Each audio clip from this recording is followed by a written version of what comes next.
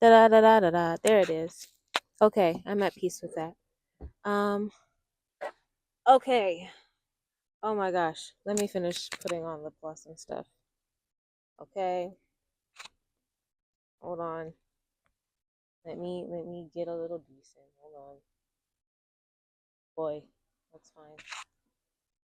Okay.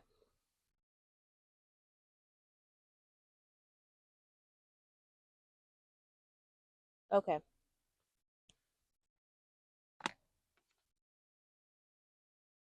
Okay. We're not done.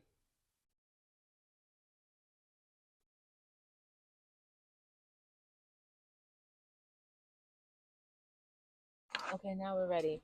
All right. Um. First off, hi everybody. I'm trying to get comfortable because I am quite literally. That's a little better. I'm quite literally sitting in my car. Um. It is February 4th. Ooh. Uh-oh. I'm trying to show you guys.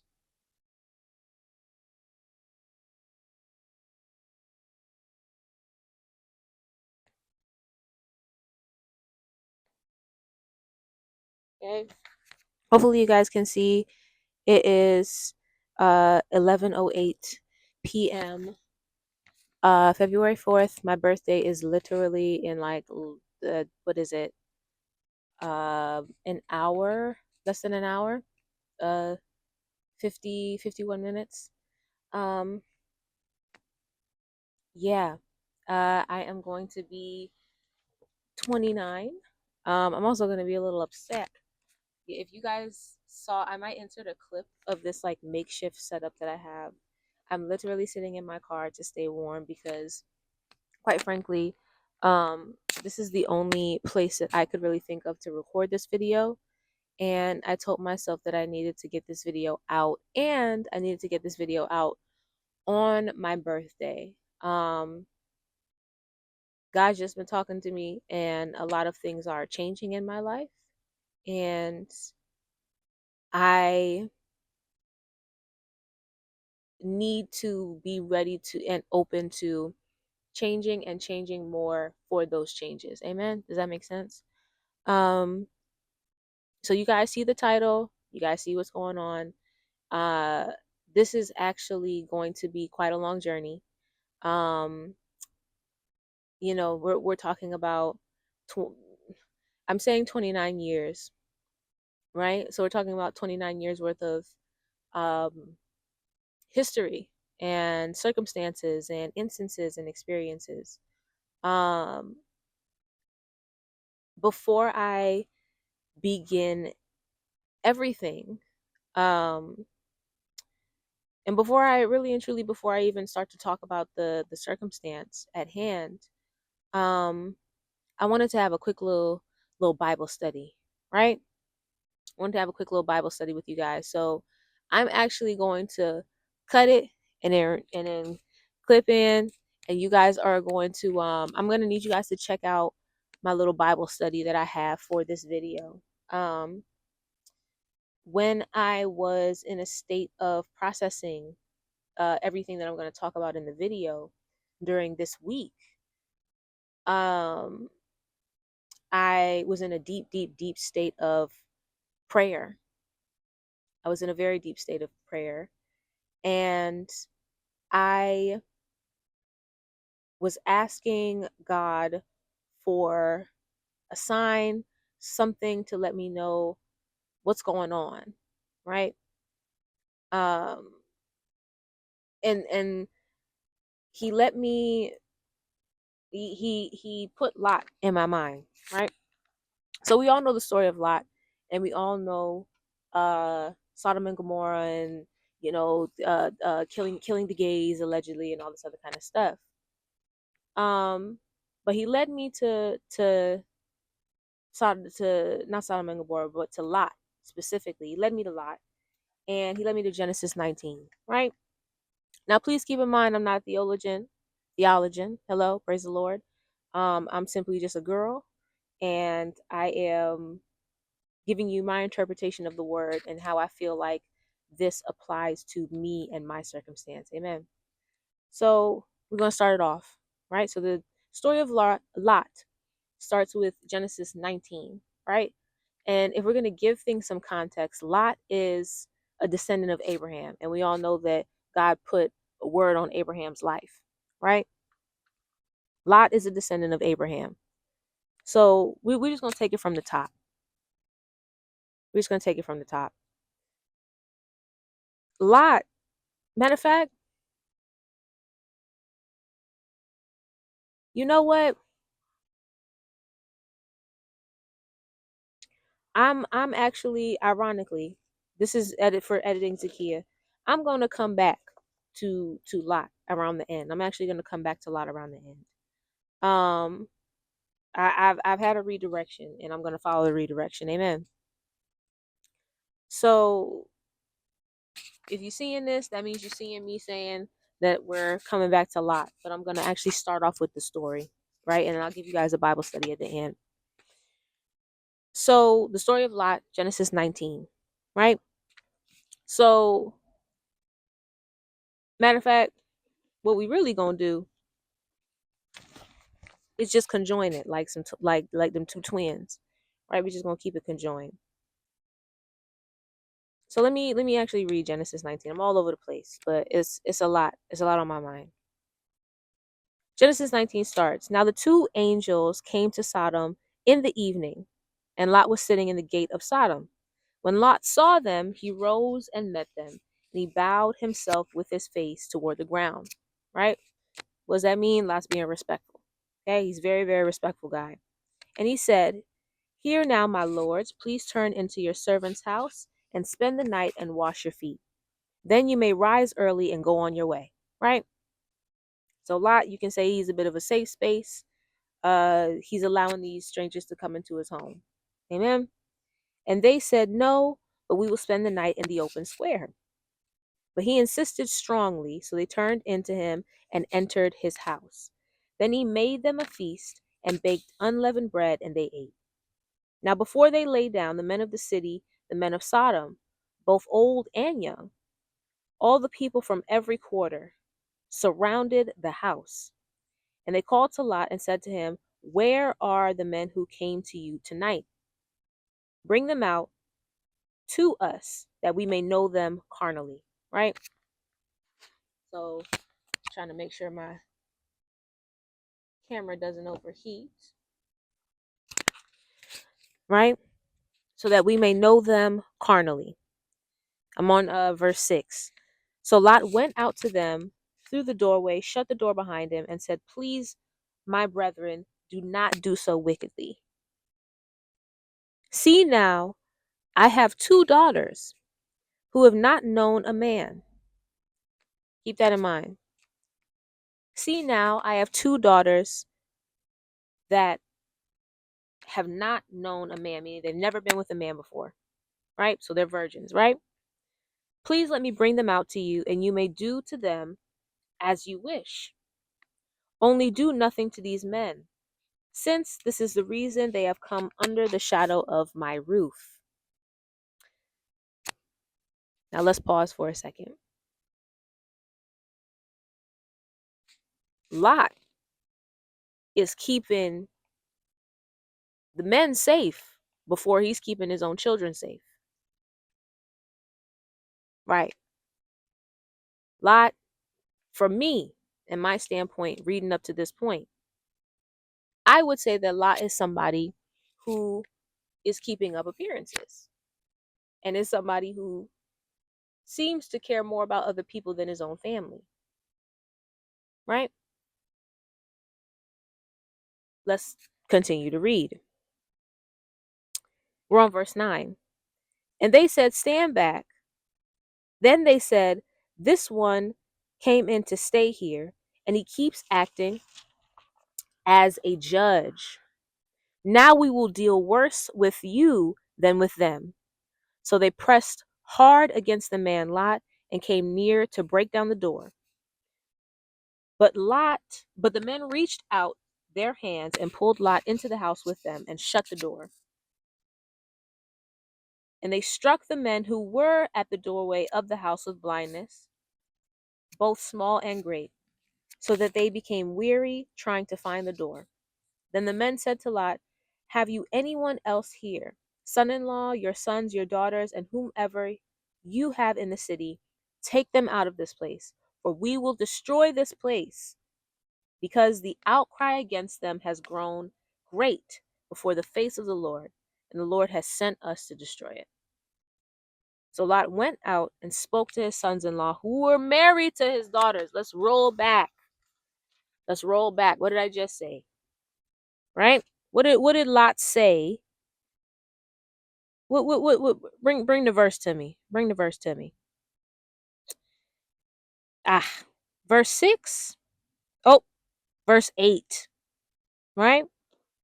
Oh yes, verse 8.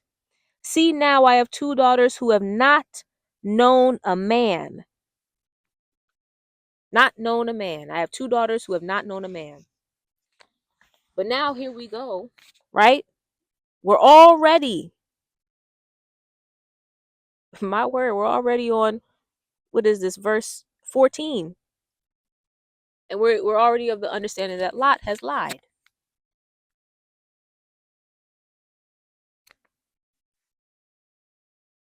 Let's continue. Okay. For we will destroy this place. Amen. Right? My bad, y'all. Sound check, my bad. So Lot, we're on verse 14. So Lot went out and spoke to his sons-in-law, who were married to his daughters. So the daughters have husbands. And said, get up, get out of this place, for the Lord will destroy this city. But to his sons-in-law, he seemed to be joking.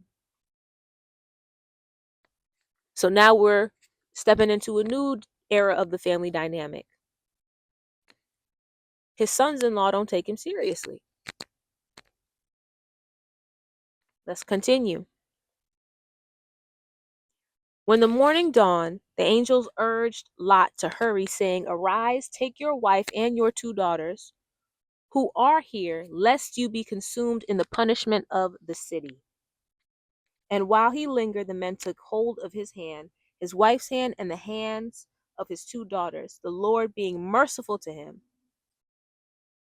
And they brought him out and set him outside the city. So it came to pass, when they had brought them outside, that he said, escape for your life. Do not look behind you, nor stay anywhere in the plain. Escape to the mountains, lest you be destroyed. Okay? Then Lot said to them, please know, my lords, indeed now your servant has found favor in your sight, and you have increased your mercy, which you have shown me by saving my life. But I cannot escape to the mountains, lest some evil overtake me and I die.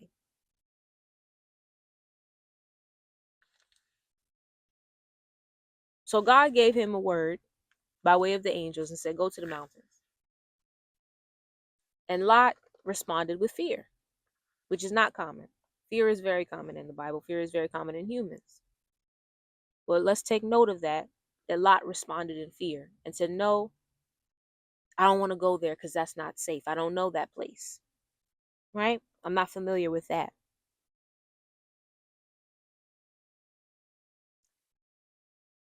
We're on verse 20 now. See, now this city is near enough to flee. This city, he's probably pointing to a city over to the side. This city is near enough to flee to, excuse me, and it is a little one. Please let me escape there. Is it not a little one? And my soul shall live. Keep in mind, I forgot to mention this. I'm so sorry, you guys. I'm reading from the New King James Version, okay? If y'all don't know, I grew up Seventh-day Adventist, so that's what I grew up reading, so that's what I am familiar with.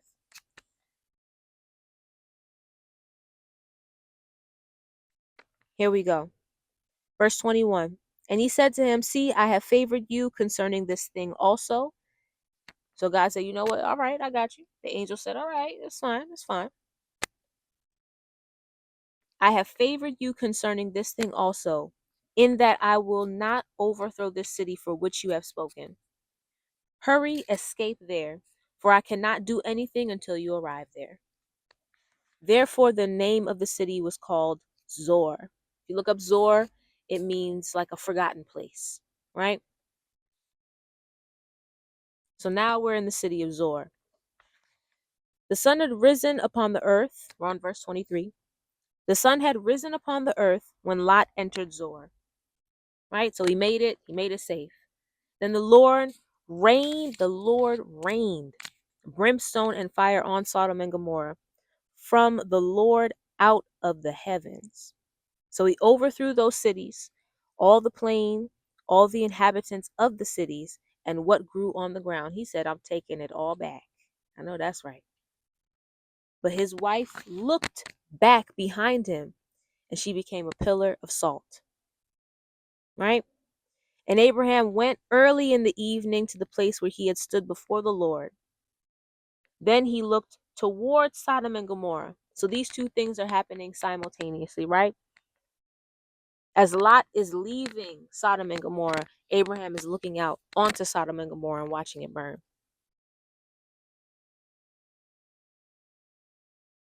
We're on verse 23. Then he looked toward Sodom and Gomorrah and toward the land of the plain, and he saw, and he behold, the smoke of the land, which went up like the smoke of a furnace.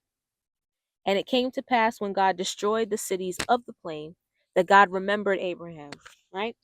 And sent Lot out of the midst of the overthrow when he overthrew the cities in which Lot had dwelt. Then Lot went up out of Zor and dwelt in the mountains. So Lot left Zor and he made it to the mountains. And his two daughters were with him, for he was afraid to dwell in Zor. And he and his two daughters dwelt in a cave. Now the firstborn said to the younger, Our father is old, and there is no man on earth to come to us, as is the custom of all earth. Come, let us make our father drink wine, and we will lie with him, that we may preserve the lineage of our father. So they made their father drink wine that night. And the firstborn went in and lay with her father, and he did not know when she lay down or when she arose. That is a helicopter, baby. We are in Baltimore, baby. Well, my goodness, scared the mess out of me. That's all right though. That's all right though. Okay? Tuh, what you trying to tell me, God? Come on. It happened on the next day that the firstborn said to the younger, Indeed, I lay with my father last night.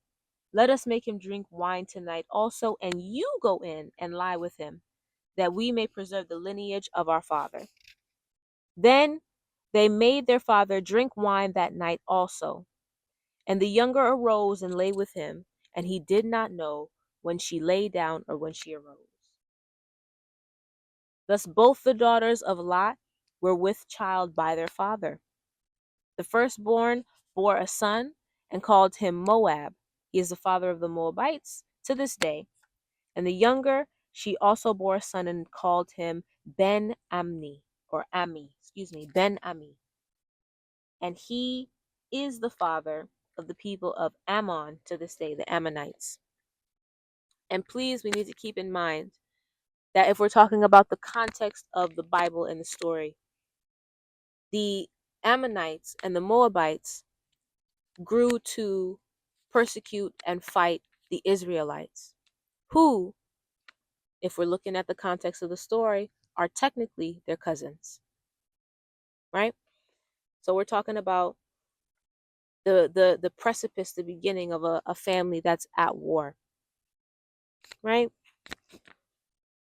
When I was thinking about my childhood and everything that I've been through, and God had me read this, right? He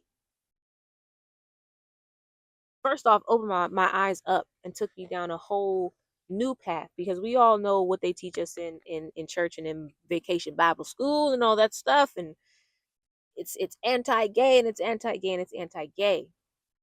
Right now I gotta pull my phone out for my notes. But three things came to me during the ordeal, during me meditating on this word. The first thing that came to me was, what is normal? Right? So Lot clearly grew up in Sodom. Okay? How do you know he grew up in Sodom? Because he knows how to respond to situations and he knows how to work his way around things. Right? Being in Sodom, he's learned to lie, he's learned to be dishonest, and within that, he's also learned how to be a people pleaser because that keeps him safe. Let's keep that in mind. Right? We're talking about somebody who lied, gave up his family. Come on, lied and gave up his family to keep himself safe and to keep some strangers safe. Which, listen, we understand the principle, but we also have to see how that action had a reaction. Lot was in that city his whole life, right? So he was following the norms of that city. So his responses and all that and everything normal to the environment. He's familiar with the environment, right? He's so familiar with the environment that when he tells his sons that he wants to leave and it's time to go, they laugh at him because they don't take him seriously. You know why? Because Lot never talked about leaving. He never talked about going anywhere. He never talked about escaping to this day. So that was probably the first time, right? Or he the type where he said it in passing. What, man, I'm about to get up out of here. But he stayed, right? Because it's a what? It's a familiar environment. It's where he grew up and it's his home. Okay? It's his home. I mentioned it briefly before, and I'm a mention it again as a separate point, that how you treat your children comes back to you. In my opinion, as a woman, Lot disregarded his daughters, right? He disregarded their body. He did not protect their bodies. He did not protect their bodies. And so God is so funny that when it came down to it, right? He let's be frank, right? Let's be frank. He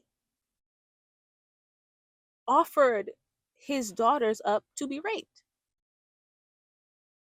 by all of these men in the city.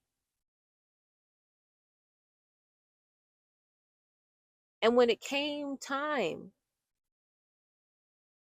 to have children, keep the lineage going, his daughters raped him, which is insanity to think about, but it's true.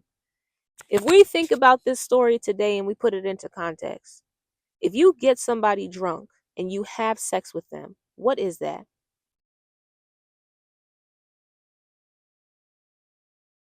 If you get somebody so drunk that they are inebriated and you have sex with them, what is that?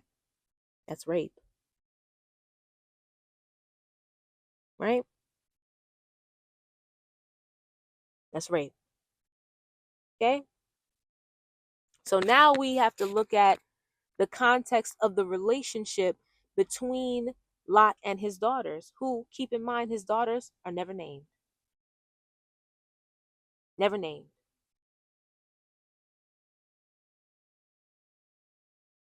What was that relationship like for that to happen and happen in the way that it did? The most important thing that God's put on my heart when it comes to this, it says, fear is death. which that's gonna have to be my little phrase for the year, for the rest of my life, everything. Fear is death. My word. Fear is death. My notes here. Lot allowed fear to control his life. When Lot felt unsafe, he would throw his family in front of him to keep himself safe. When Lot didn't want to go here, he wanted to go there, he's bargaining to go there.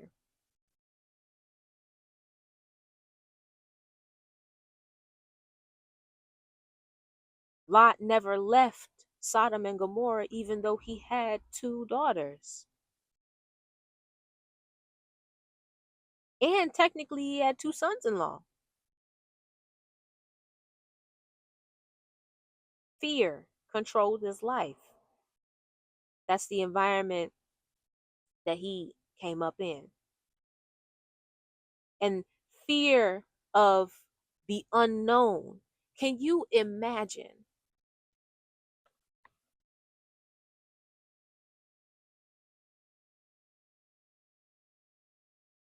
Can you imagine growing up in an environment that is so toxic, so negative, so dangerous,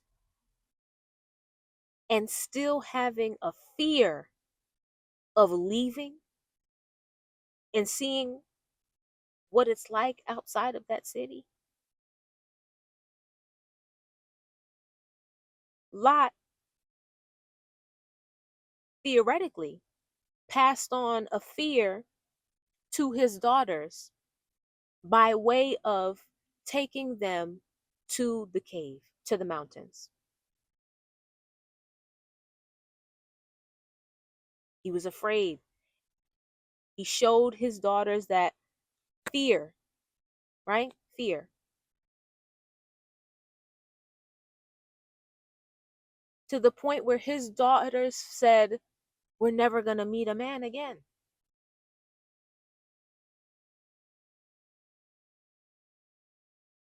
Never going to meet a man again.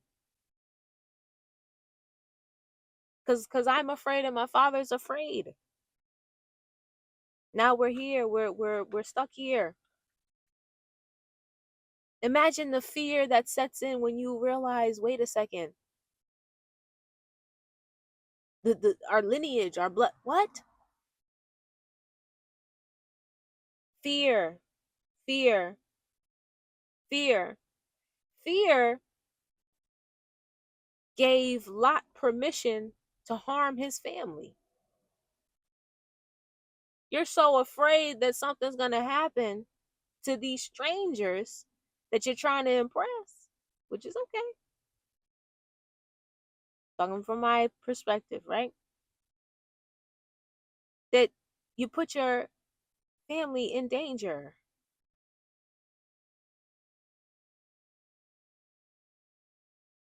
You put your blood in danger. That's how I see it. And then we have to think about fear and what it can do and how it can make you turn on yourself. Fear will make you turn in on yourself in a way that you would never think. Fear is why the Moabites and the Ammonites, were fighting with their literal cousins. Those are your cousins. But you don't know them. And you're what? Afraid. Right? That's my Bible study on that. Right? I'm making a clear marker of the transition of energy right now because I'm checking my times and all that other kind of stuff. Um Now I'm going to get into the nitty gritty and the meat of everything, right? So, disclaimer: right? This episode, this talk um is about um abuse, right? So we're talking about abuse, we're talking about child abuse, we're talking about child sexual abuse, right? Um in various levels and degrees, right? We're also talking about trying to give my disclaimers. We're also talking about incest. Um that is something that we are discussing in this video, okay? Um when it comes to me talking about this circumstance, the only sort of exchange that I am willing to give when it comes to this circumstance is to not show my mom's face. That is the only exchange that I am, and I'm not gonna say any names. That's the only exchange that I have for my mom, for all of this whole circumstance, everything. That's all I got in me. Uh, Goodness gracious, trying to get my life right, get my life right, right. So I'm not gonna show her face or say her name. If you know me and you know my mom, then you know who it is. You know who I'm talking about. Now, we're also gonna be talking about mental illness in this, right?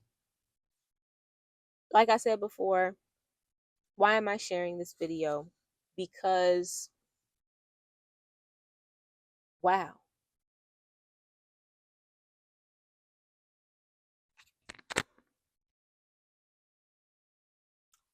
I'm sharing this with y'all because for real, God is so good.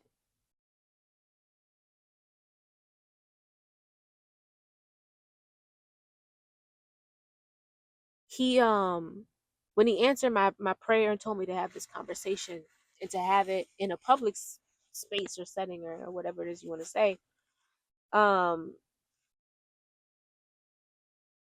it just gave me a lot of peace, and it gave me a lot of peace that I haven't felt in years in regards to my mom, my childhood, everything that I've been through, all of it.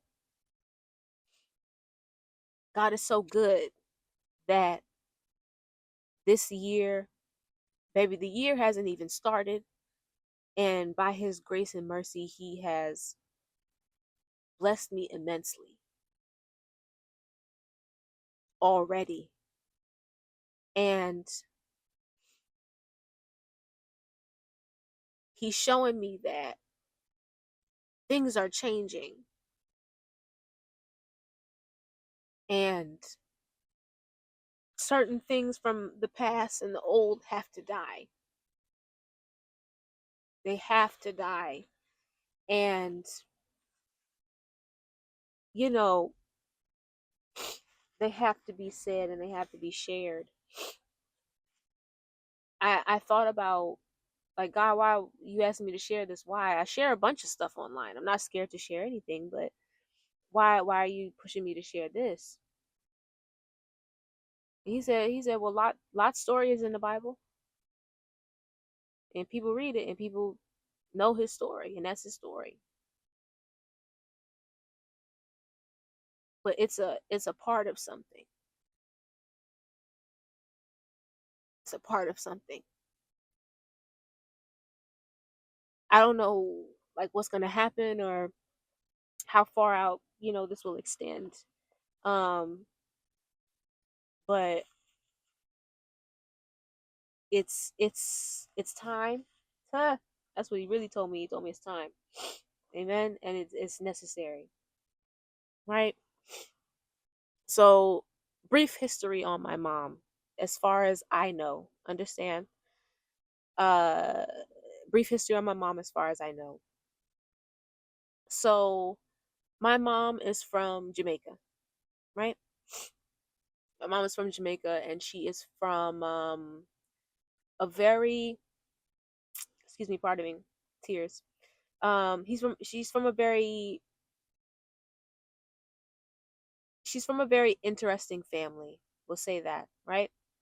So, from what I can piece together in terms of things that my mom has told me, things that my dad has even told me, who, shout out to my dad, he doesn't even know I'm doing this or that I'm going to share this. I haven't even spoken to him about it. God, give me strength. I'll talk to him about it when the time comes. But my mom's circumstances were very different, right? My mom grew up in Jamaica, and she grew up in the countryside, right? In the countryside, in the hills. Her mom had to leave school in the third grade to start to sell and make money for the family at the market.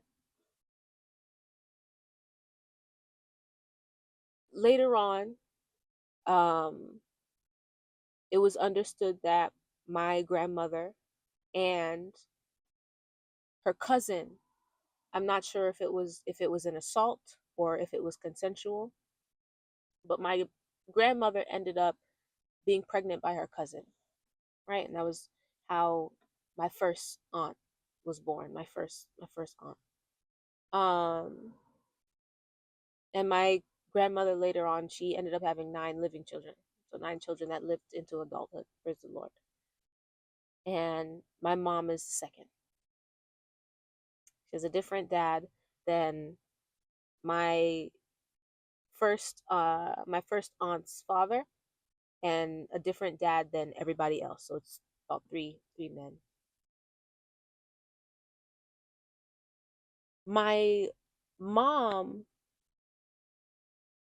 knew her dad but was never close. My mom grew up with my step grandfather. I've only met him a handful of times, but she grew up with my step grandfather from the time she was about maybe 2 or 3 years old. And allegedly, was highly abusive, right? Abusive physically, in terms of beating, in terms of yelling, screaming. My grandmother's side of the family had a history of alcoholism. And so I imagine that, what were we talking about? Environment.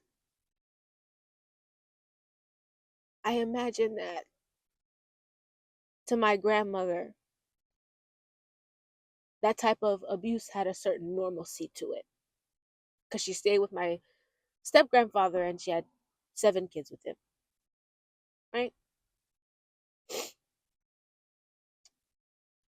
My step grandfather used to hit my grandmother, abuse her, and so. And later on in life, my dad actually told me that my step grandfather used to sexually abuse my mom, right?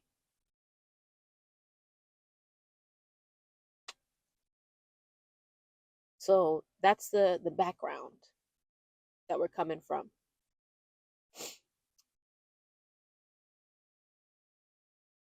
My mom, she ended up being removed from the living situation along with my grandmother, meaning my grandmother took my mom only and moved her out of the house with Grandpa Spencer, moved her out the house. And moved her out the house, and she, made an effort to put my mom through the good school and all of this and so on and so forth.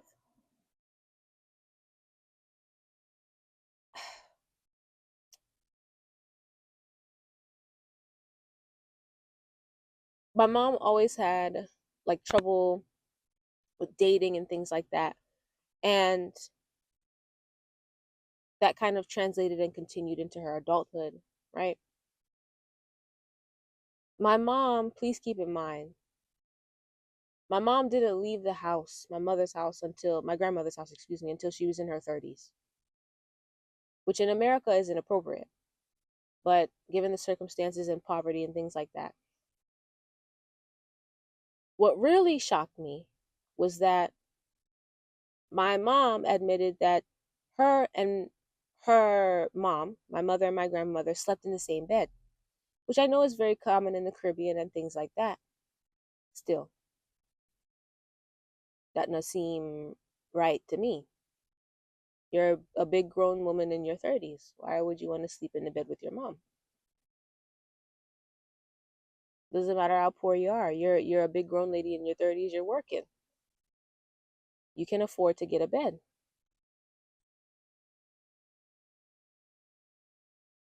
Fast forward, my parents met right in New York. My mom, she left Jamaica. She went to Canada. She's a teacher. Okay, so she teaches children. Please keep that in mind. She teaches children, and she's been teaching children for a living for at least 30 years. She left Jamaica. She goes to Canada. Canada to uh, Brooklyn, New York. Met my dad. I was conceived. They got married and got together. Did not have the best relationship. And my parents ended up splitting, right? And rightfully so, because quite frankly, my mom was quite rude to my dad on several occasions. And after my dad divorced my mom, she had a psychotic break and she snapped. And she never really recovered from that. She was never really the same. She never really got herself back. She wasn't, you know, yeah. As time progressed, right? So now we're gonna talk about my childhood, and we're gonna talk about the experiences that have put me in the position where I understand that something about my childhood was wrong. Right? Now that I look back on all these experiences, I understand that something was wrong. So, we're talking about my early childhood. I have notes, of course.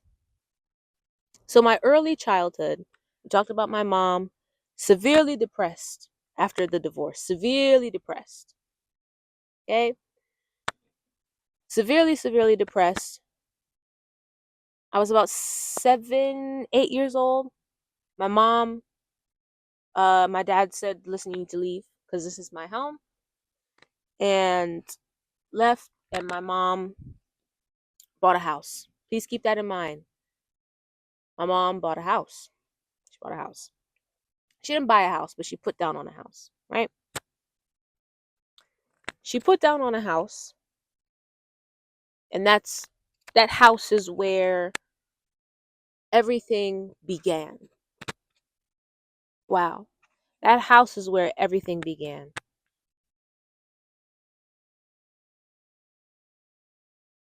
So, when I was little and I was in the house, it's about 7 years old, 8 years old, 9 years old. It's a house, it's a 3-bedroom house, 2 bathrooms. The 2.5 bathrooms, excuse me. My mom would not allow me to sleep in the bed by myself.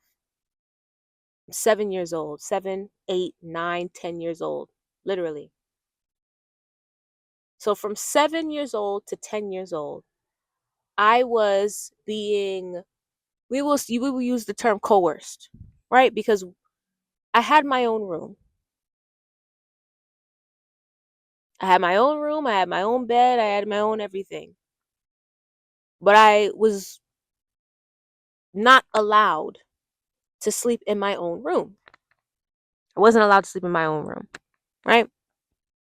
So I'm not allowed to sleep in my own room. And during that point in time, I was not allowed to shower by myself. I wasn't allowed to clean my body by myself, which I know is like, Zakia, you're a little kid, blah blah blah blah. I'm not talking about let me help you shower. I'm talking about my mom is showering with me in the shower. So how many bathrooms? Two and a half? There's a difference between you showering with a child and you helping a child shower. Understand? Yes, I understand. Oh, Zakia, she's Jamaican, she's Caribbean. Listen, inappropriate is inappropriate. Flat out. Let's just kind of call that what that is, right? So I'm not allowed to sleep alone, and that's my life, right? So my life, quite frankly, from my perspective, even then I felt like was invasive. It was very, I don't have any personal space. I have to always share everything. I always have to sleep in the room with my mom. I wanted to sleep alone, but I was not allowed to. I wasn't allowed to sleep alone. Here we are, we're fast forwarding. I'm about 9, 10 years old, about 10 years old. Right? So I'm from Baltimore. You understand? So kids are kids, they're talking about sex at school. Talking about sex, talking about sex, talking about sex. I don't know what sex is. So I asked my mom. And I'll never forget, my mom was severely depressed and she used to sleep in the room all day long. I had to learn to cook when I was about 9 years old because she slept in the room all day long. I'll never forget having to pull up a chair and cook myself eggs so that I could eat, having to learn how to cook pasta with hot dogs and sauce.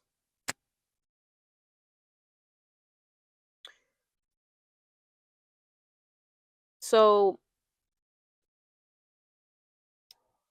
here I am, right? I go into the room and I knock on the door when my mom is sleeping. Hmm. And I ask her, I'm like, Mom, what's sex? And very plainly and very boldly, she got up from the bed. She kind of just sat up and looked at me. Mm? She turned around and looked at me and she said, sex is when a man puts his penis in a woman's vagina. And turned around and went back to sleep. And that was the conversation. There was no conversation about love. There was no conversation about intimacy. There was no conversation about marriage, about boyfriends, about it. She didn't even ask me why. She just plainly said to a 10-year-old, sex is when a man puts his penis in a woman's vagina. And that was that. That was the whole discussion.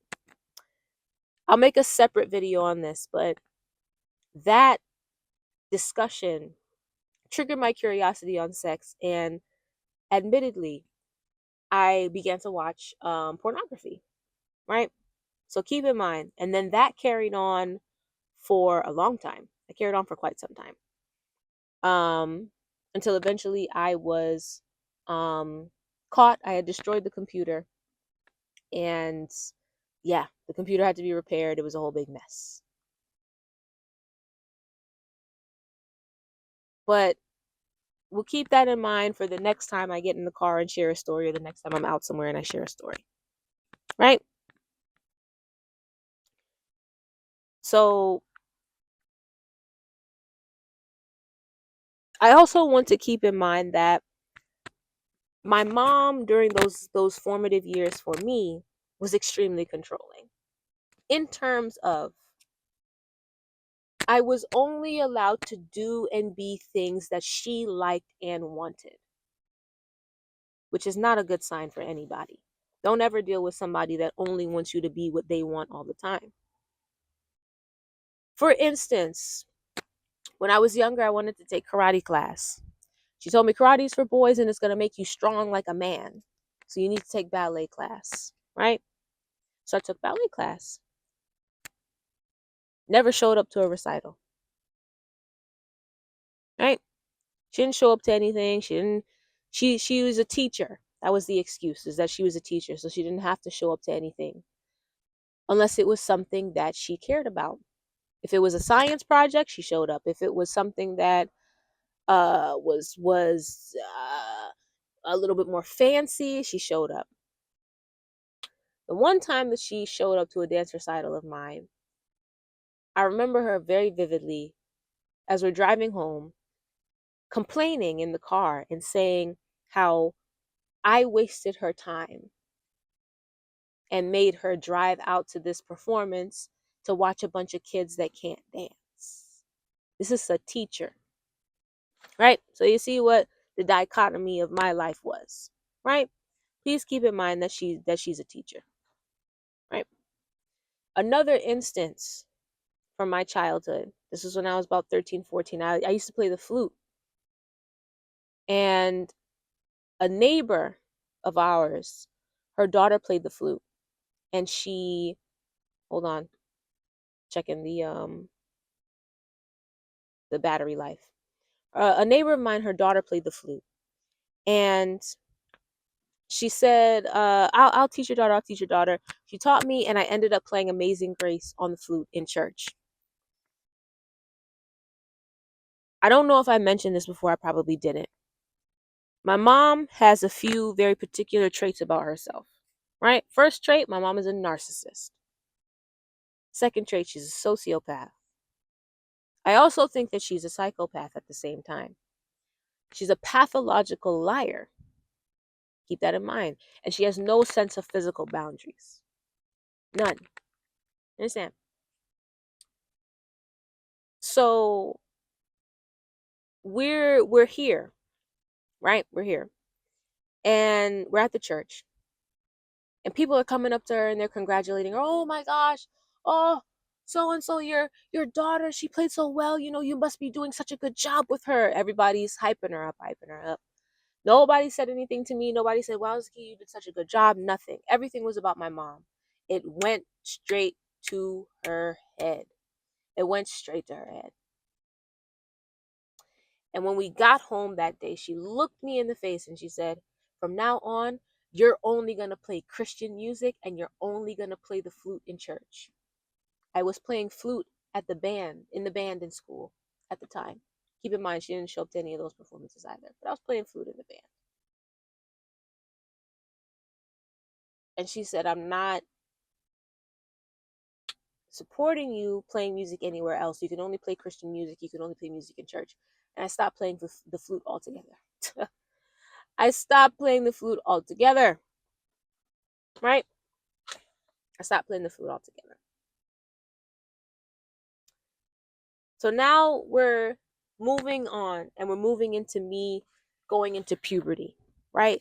Me going into puberty changed everything. It's like a light switched. It changed everything. Now, please keep in mind that my mom is a teacher, right? She teaches high schoolers. For a period of time, she taught middle schoolers.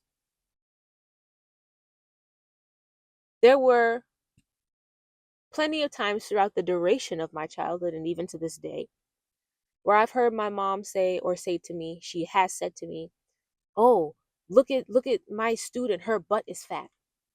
Oh, look at my student, she has big breasts. Oh, look at my student, her this is that, her this is that." Right? My mom also said those things about adult women. So if we're out at the store and she sees a lady walk by and then say a lady's voluptuous, that's a word that I would use. For her, oh, she has a big butt and her breasts are big. And just very, in my humble opinion, vulgar, right? Extremely vulgar and extremely inappropriate. But me, we're talking about environment. We're talking about me growing up in that, hearing that, and not even realizing that that is not how an adult is supposed to talk about a child. That's not how an adult is supposed to talk about a teenager. Keep in mind those conversations that were had. Keep in mind my mom, she's a teacher, right? We're talking about me going through puberty now. Me going through puberty was this. It was a lot of invasion of privacy. It was a lot of invasion of my body. It was a lot of overstepping of boundaries, right? Invasion of the body being grabbing my butt without any sort of reason, trying to touch me, trying to kiss my body, trying to touch my breasts. There's a lot of that. It was a lot of, if you've seen me and you see me on Instagram, my body is the body that I've had since Milan, right? I don't have big breasts, anything like that. It was a lot of her, we'll call it what it was, molesting me, right? There's a lot of molestation, but then also a lot of degradation. A lot of, oh, you don't have breasts, you're not womanly. Why on earth are you telling a 14-year-old girl that she is not womanly? I wasn't a woman, period, my love. I wasn't a woman, period. I was a 14-year-old girl. Telling me that I'm not womanly, I'm not shapely, I need to be more thick. I need to be more voluptuous. Let's also keep in mind, 14 years old, in all those times, I was never, even in high school, I was never allowed to have a boyfriend. I was never allowed to date. And if I dated anyone or had a boyfriend, it's because, and I didn't, but it would have been because my mom knew them from church. So my dating pool was limited to people that went to church with us, right? Trust me, that's not a good pool. Period. I'm not womanly and I'm not this and I'm not that, but I can't date anybody. But I need to look womanly. But I'm not allowed to date anybody. Who am I looking womanly for? Right. It got so bad that I remember one time a lady in our church had a stroke, and the daughter of the old woman said, "Oh my gosh, my mom, we've been feeding her this liquid food and like it's been keeping her fat." When my mom heard that shit, baby doll, you best to believe for the next, I don't know how long that was. It was at least a month or two. You best to believe that woman had me in the fucking kitchen, excuse my French, drinking liquid hospital food for a stroke patient to make me fat so that I could sit in the house and be fat in front of her. It's a sick person. Understand me? It's a sick person we're dealing with here. On top of her telling me that I'm not womanly, I was often told that I was ugly. You're ugly, you have acne, you don't look pretty, you're not pretty, da da da da, all this other kind of stuff. It was only when I would wear makeup and stuff like that that she would say, "Oh, you look pretty now. You look pretty now. You look pretty now." Right? In the same breath, my mom only bought me clothes that matched her clothing, meaning when she went out to the store, she bought two of everything, damn near. She wanted me to look like her. She wanted me to dress like her. As I got older and I got into my teen years, it got so bad. She wanted me to do her hair the way I did my hair. And there was one occasion where we literally had the same hairstyle. It was disgusting. I hated it. Imagine somebody telling you constantly that you're ugly, you're this, you're that, you're manly, you're not pretty, you're not feminine. But then jocking your style, baby, what you talking about? You want to look like me, but I'm so ugly. So here we go. Another thing that came along with me not dating, right? The thing with not dating was the sex. Sex, sex, sex, sex, sex, sex. It's like sex took over our lives. Sex took over. It was disturbing the way that sex took over. And she used to treat sex like it was a monster. Like, oh, don't go in the closet. There's sex in there. There's sex. It was absurd. It was absolutely absurd, honestly. And it also put me in a position where I noticed that my mom was not having sex. My mom was not dating. She didn't have a boyfriend. She did not take interest in anybody. She never, man or woman, nobody. If a man tried to approach her, uh, a man, it was like she wanted to spit. So gross. She wanted to spit. So gross. Man, a man wants to talk to me. A man likes me. Which I personally don't think is normal. But keep in mind what I just said, right? Please hold on to your hats for this one, because this is where we start to get into some nitty gritty and some not so good things. So we're talking about my mom degrading me and essentially telling me, "Oh, you're ugly, you're this, you're that." Not only did she do it in private, she did it in public. There were plenty of times where we would be out in the mall. Randomly, she would walk up to a person and start talking to them and say, "Do you think my daughter's too skinny? I think she's too skinny." We go to the doctor's office. Do you think my daughter's... The doctor is telling her, "Ma'am, your daughter's fine." "No, but she's not fine because she's skinny." And she blah, blah, blah, blah, blah, blah, right? So that's my life. That's my life. My mom's not dating. My mom's not interested in anybody. Okay? I was about 14 at this time. Let me check my thing here. I might have to switch out of the mic. Okay, I think I need to switch out of the mic.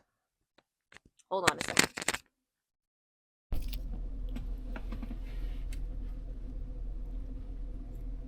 Okay, I know that the audio is going to be fine when I switch out of the mic, but it might change up a little bit. I'm switching out of the mic because I'm not done talking, but I need to like plug you guys in.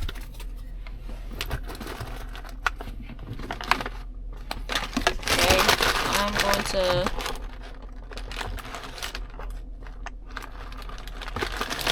I'm going to plug you guys in real quick. Oh, no. Use that one there. Oh, God. Okay. This is my little handy dandy. Okay.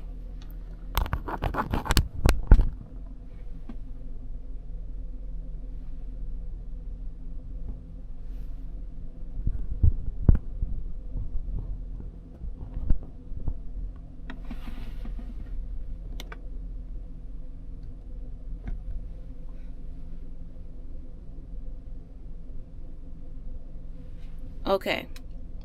So, oh Lord. Okay. So now I think it should be fine. Okay, cool. I think that this should be fine. Okay. It's plugged up. So hopefully it's getting some juice while we're sitting here. I see the red light going off.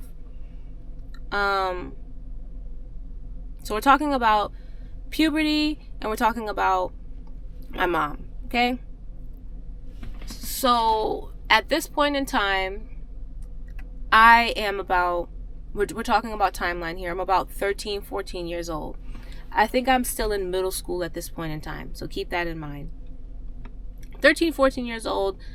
Never seen my mom date. Never seen her be in a relationship with anybody. And she took on this teaching certificate, right? So that's what we're going to call it for now. It's a teaching certificate. But essentially she's working with students who are they have a low reading scores. And so she ends up pulling a client from our church, right? Couple's a little bit younger and they have 2 kids, 2 boys. My mom ends up taking on the older boy for a student, right? Checking my car. Ends up taking on the older boy for a student. So she takes him on and she's working with him for maybe a month or so, right? And he used to come over the house. Now, please keep in mind that I was experiencing a lot of verbal, psychological, and at times physical abuse. So, and emotional abuse, of course. So, any chance that I had to get away from my mom, I took it and I ran with it. I didn't care. And so, even if it was a split second, blah, blah, blah, fine, miteki.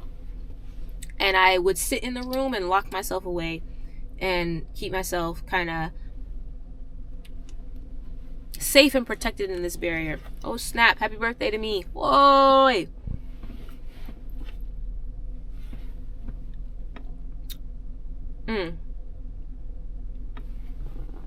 So I would take any chance I got. Take any chance that I got to be away from my mom. Any chance. She used to have the little boy come over to the house and do sessions at the house, our house. And we had a kitchen, open, like an open kitchen. There's no doors on it. And when you look up from the front steps, for the front of the house, it was a two level. So when you look up to the first level, you can see into the kitchen. I came out the room, which was down the hallway, and I cut the corner, and I went into the kitchen, and I probably went into the kitchen to like grab something to drink, because that's usually my thing. So I'll go in the kitchen and grab like a quick drink or a quick snack and then run back into the room. I didn't notice it then, but a few weeks ago, when God was starting this process for me, he brought it back to my mind, Heavenly Father. My mom had her hand on the little boy's leg. You know, like when you're out with a man and he holds your leg. My mom had her hand on this little boy's leg. He was like 8 years old.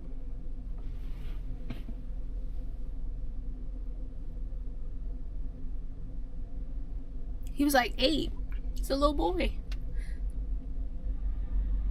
We went to church with them. And I didn't realize what was going on. Sorry. I didn't realize what was going on, but something was going on. Because, my God,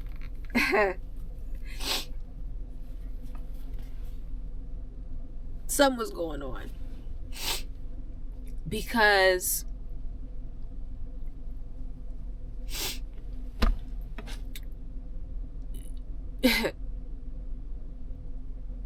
imagine, right? Keep in mind, what did I say? She's not dating. She's not dealing with anybody. Nothing.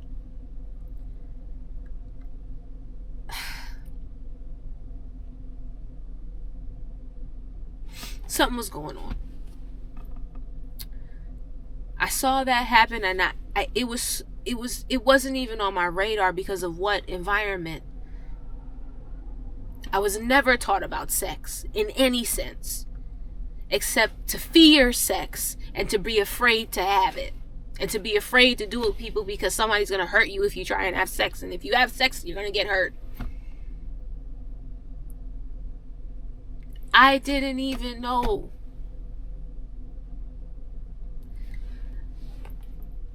that she was hurting somebody in our house, bro. In our house, bro. With us in there. With me in there. Lord Jesus.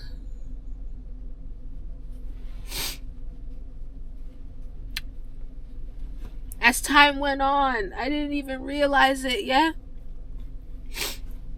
She would take that boy out and take him to go get ice cream all the time.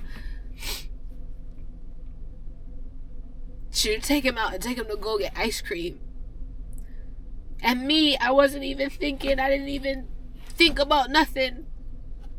It was just another chance for me to not be around her. Go on. Yeah, you want to go get ice cream? Yeah, whatever. I'll stay in the house.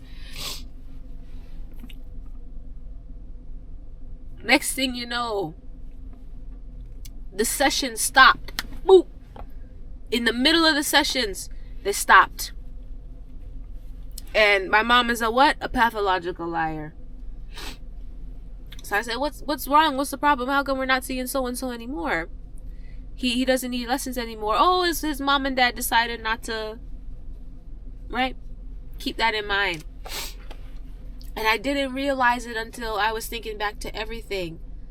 That boy's father used to look at me all the time. He used to just look at me, and I never understood it until now. He just used to look at me.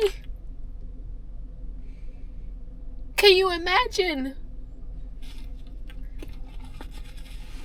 Can you imagine? That doesn't tell you she's a narcissist to abuse somebody and then go to church with them. Even after you get caught.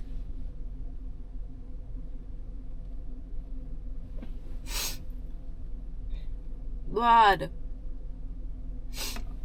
So now we're going to talk about me being a teenager. When I was about 14, I was a freshman in high school. I had a boyfriend. It was my first boyfriend ever. And I met him on the bus. We rode the bus together. That was when I very, very briefly went to public school.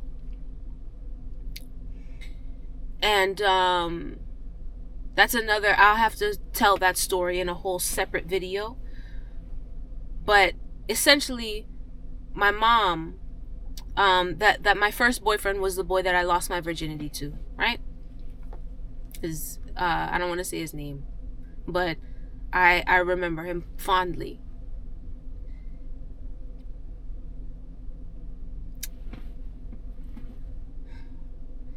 I lost my virginity to him, and we were in a relationship.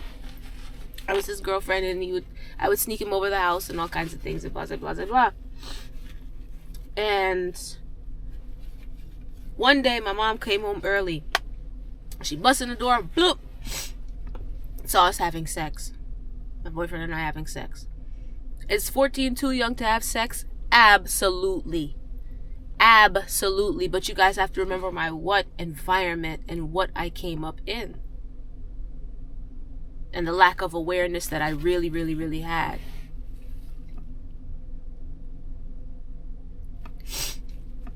So, here we go, right?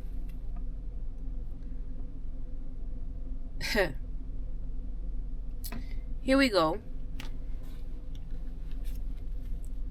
My mom bursts into the room. She starts yelling. She ran out, and essentially, I'll have to tell the story a different time in detail, but she tried to kill him. She tried to stab him with a knife. My mom knew that I had a boyfriend, but she asked me to break up with him, right? She never met him. She didn't know anything about him. He lived down the street. Never forget. He literally, you could ride your bike to his house, from my house. And I'm actually gonna turn the car off now. Cause it get out. Hold on. Okay.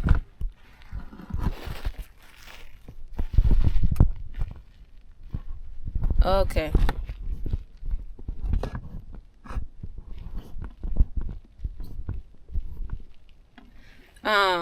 Yeah.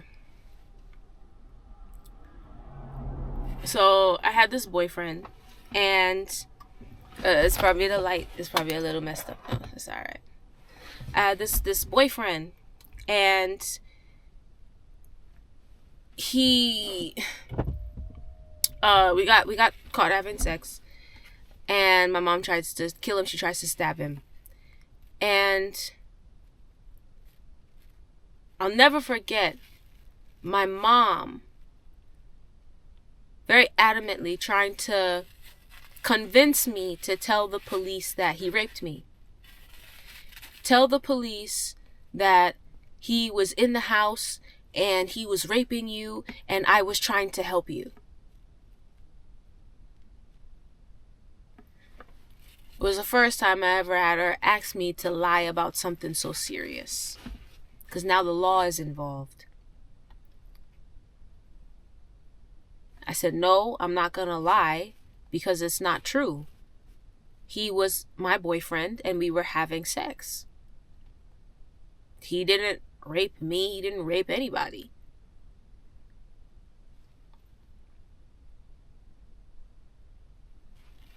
So that you have to understand and give things context. We're dealing with somebody who is narcissistic. We're dealing with somebody who is has a complete lack of respect for boundaries, and dealing with somebody who is a pathological liar. Why are you lying?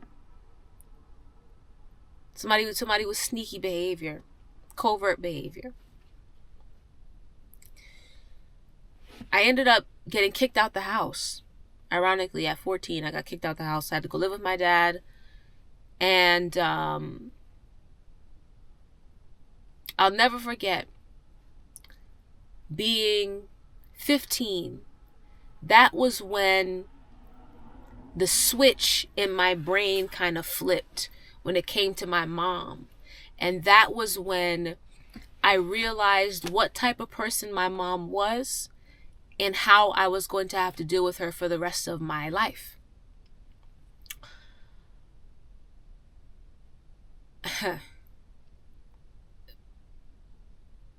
My mom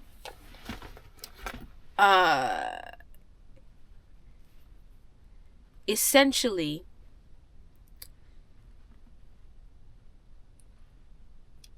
let me put it this way.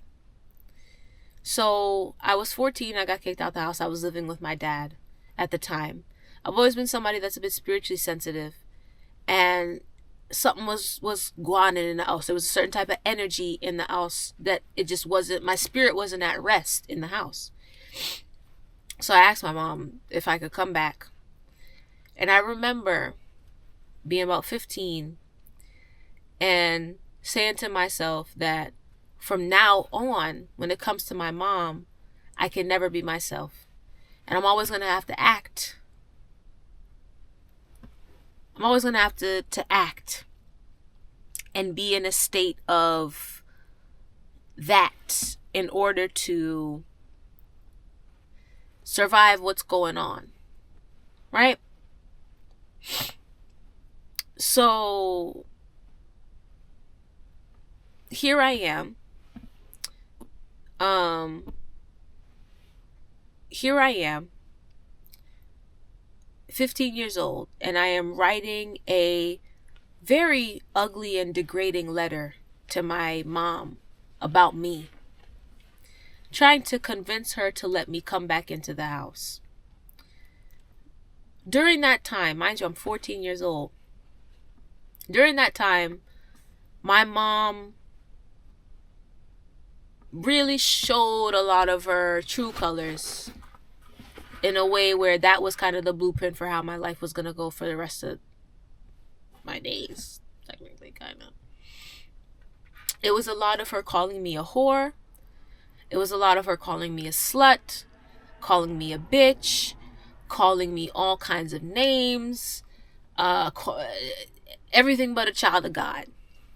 And I'll never forget having to sit in my dad's apartment and write a letter to my mom degrading myself, talking about how, you're right, Mom, I am a whore, I am a slut, I am a bitch, but you know, you're right about everything, and that's why you should let me back. I'll never, blood of Jesus, I'll never forget that shit. I'll never forget that. Talk about swallowing pride. What the fuck? I'm 15. Excuse my French. I'm 15. Having to write a letter to my own mother calling myself outside of my name. But my mom is somebody where fear, baby, it's fear.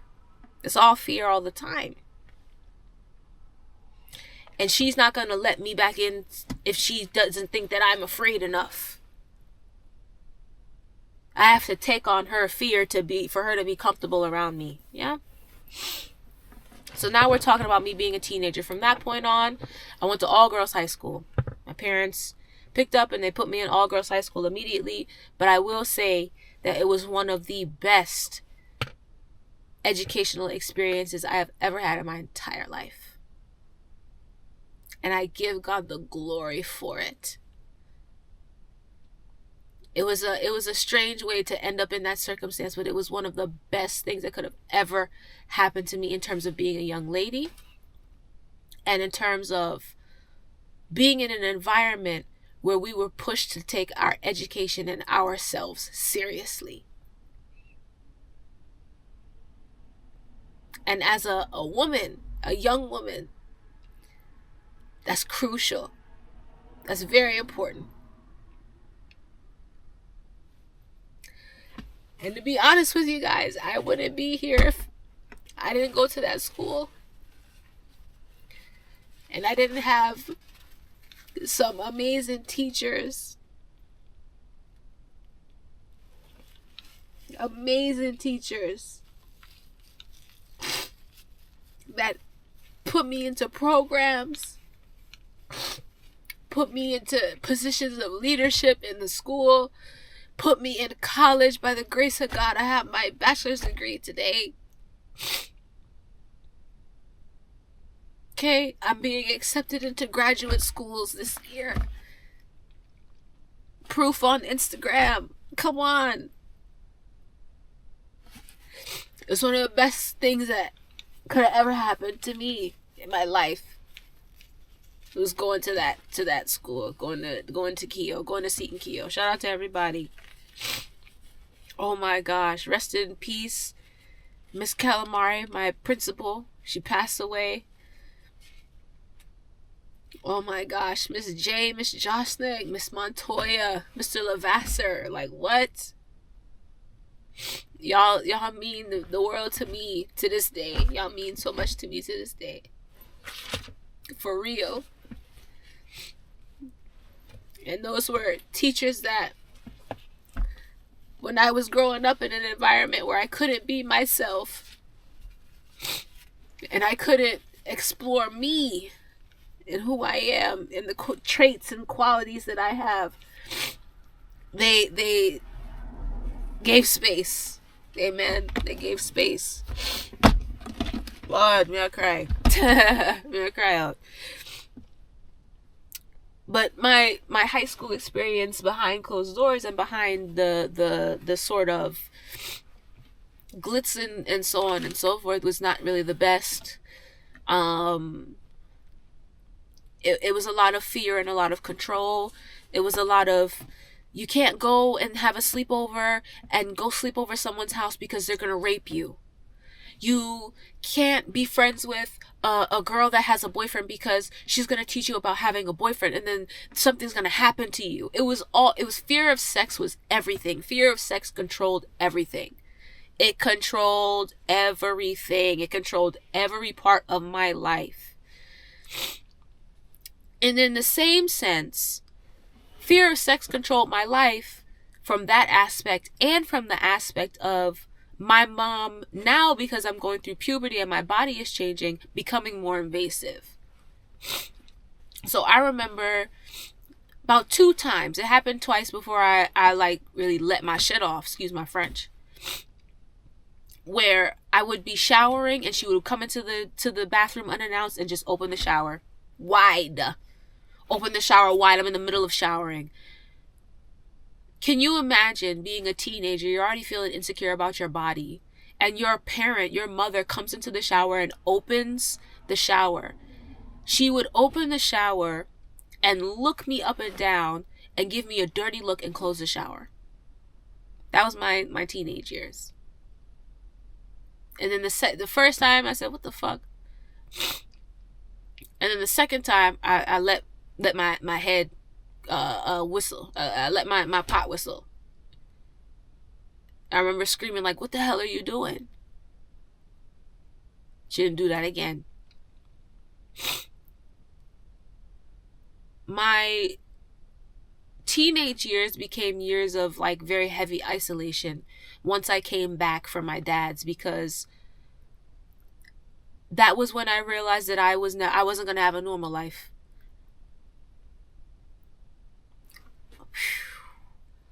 My God. 15. That was when I realized that I wasn't going to have a normal life, and that I needed to figure out a game plan from that day forward on how I was going to leave, how I was going to get up out of that house. And for me, the only answer was college, going to college, and going to a school where I was not in the house, right? So going through my teenage years, dealing with the abuse, dealing with the invasion of privacy. We're still dealing with molestation, her trying to touch my body. My mom has always been, when it comes to physical touching and things, I don't even like to fucking talk about it. God have grace. Because it just makes me so uncomfortable, even just thinking about it, thinking about her trying to touch me or in any way. I will flip. I'll flip. But it started when I was about 14, 15. And it was a lot of her touching me in ways where, just like a pedophile, or like somebody who's trying to molest you or harass you, touching you in ways where for a moment you feel safe, and then they do something that's overt. So, say for instance, she gives me a hug. She'll give me a hug and rub my back and make me feel comforted in a moment, and then grab my butt. Or she would do it and then grab my breasts. Or she would do something, or it was a lot of this as well. Even into my adulthood, and me having to, like, when I came back from Los Angeles, having to like lock my doors and things like that when I was staying with her for about 9 months. As an adult, brother, as an adult, having to lock my doors. But when I was younger, it was a lot of, when she realized that I wasn't comfortable with touching, and that I did not want her to touch me at all. So it was a lot of, I don't want to hug. I don't want you to touch me. I don't want anything. She tried to hug me. It was a lot of this. It was very stiff. Something about my body, just as I became older, the idea of her touching my body in any way became more and more repulsive. And so that turned into her finding ways to touch my body without my permission. So that turned into her sneaking into my room and kissing me while I'm sleeping. I'm not talking about when your mom and dad comes into your room and kisses your head and says goodnight. I'm talking about her kissing my bare skin, her kissing my back, her kissing my butt, her grabbing my butt in my sleep while I'm sleeping. I'm waking up and she's molesting me. A lot of that. And it was oftentimes the phrase that she would use is, why are you pushing back on me? Why are you pushing back on me? Right? So it was a lot of that. I talked about not being allowed to date, and me, my relationship with sex. So as I got older and I got into college, I became, we'll say, more familiar with sex, understood that journey that I was taking with sex, because you have to understand, this is the first time that I have been sexual in my entire life and been sexual freely. What I think is most appropriate when it comes to kids is allowing them to date each other in a controlled environment and a controlled setting. That way they can understand what dating is. I had no knowledge of what dating was. And I had no knowledge of what a real relationship was when it comes to two people being intimate, because I never saw that in my home.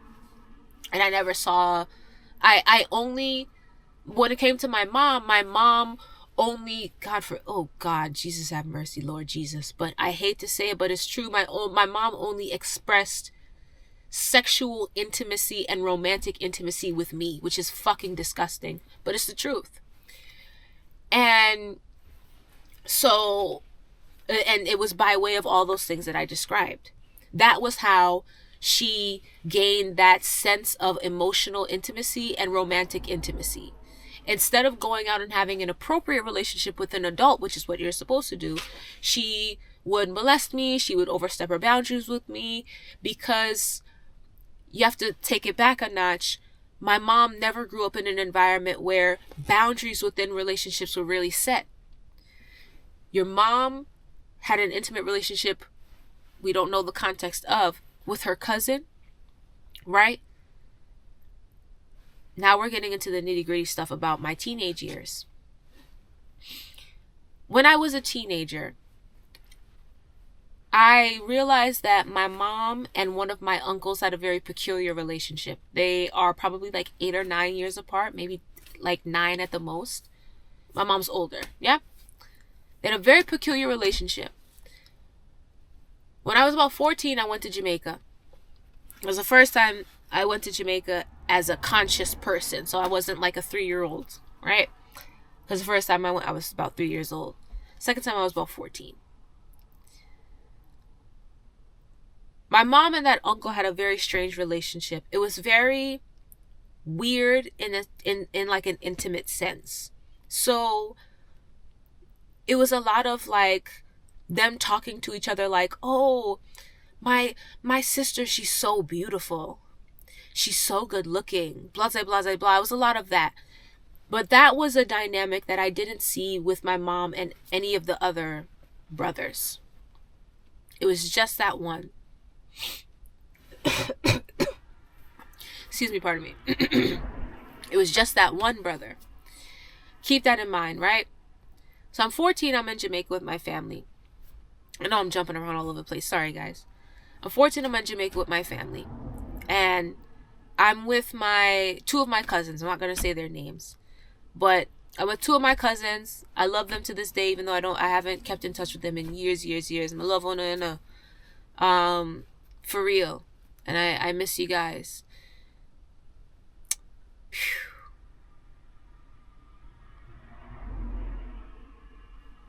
I miss you guys. And it was myself and my two older cousins, a girl and a boy. And trust me, my cousins, when I was in Jamaica, they didn't play about me. So they kept me safe, went out to a little party and nothing and so and so and so. And them now let me do this and that and so and so and so. So my cousins, my two cousins, girl, myself, and my other boy cousin, we're all from different. So one aunt, uncle, and then another aunt, right? So it's a big king size bed. We're at my aunt's house. So when you have a house in the Caribbean, sometimes they're not done. So we're in like a halfway finished house, but it's the Caribbean, so it's okay. And so we're sitting there and we lay on the bed and we're talking and laughing and eating, and we're eating curry chicken and rice and nice, and we're laughing and talking and watching TV, and we all fall asleep. And next thing you know, my mom comes to the house and she wakes up my cousin.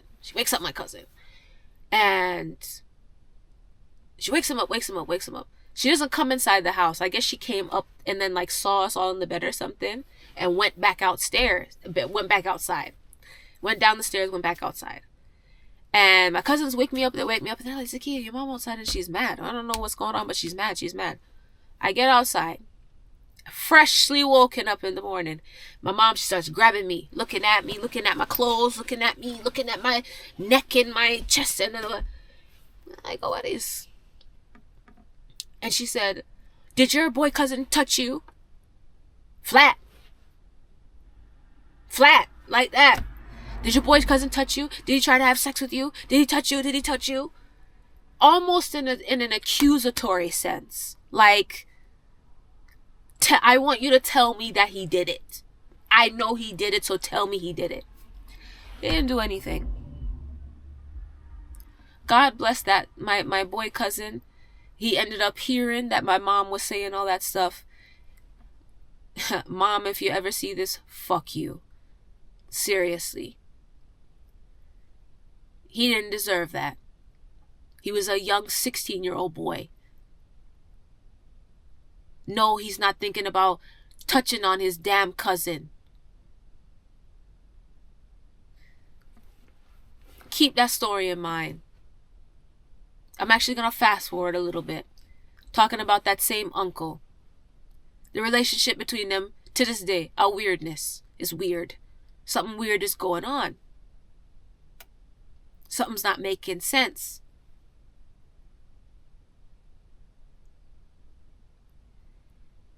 So, I'm talking to all my cousins, right? And I'm talking to the son of that cousin, the son of that uncle where my mom and him have a weird relationship. So I'm talking to that cousin. And he just seemed friendly, and I don't know my cousins like that, so I'm just talking. He was in college at the time. And we were both in college because we're both around the same age. And he was at school and he was in his dorm room with his roommate. And he was on the phone with his roommate. And he was kind of having like a sexual conversation with me. But me, I was one, so young, and two, you're my cousin, so I'm not thinking anything of it. You understand? I'm thinking that, we're just having like a conversation about sex in a very, you understand, kind of way. And at this point in time, sorry, I wasn't 14. I was probably about 19. So I was in college for sure. I was 19 at this time. Having this conversation with my cousin. And next thing you know, he calls me on the phone and I hear his roommate in the background. His roommate is saying, you can't do that with your cousin. You can't do that with your cousin. She's your blood. Eh? And then I hear him say, well, we're only halfway cousins, so we're not really blood. So it's okay.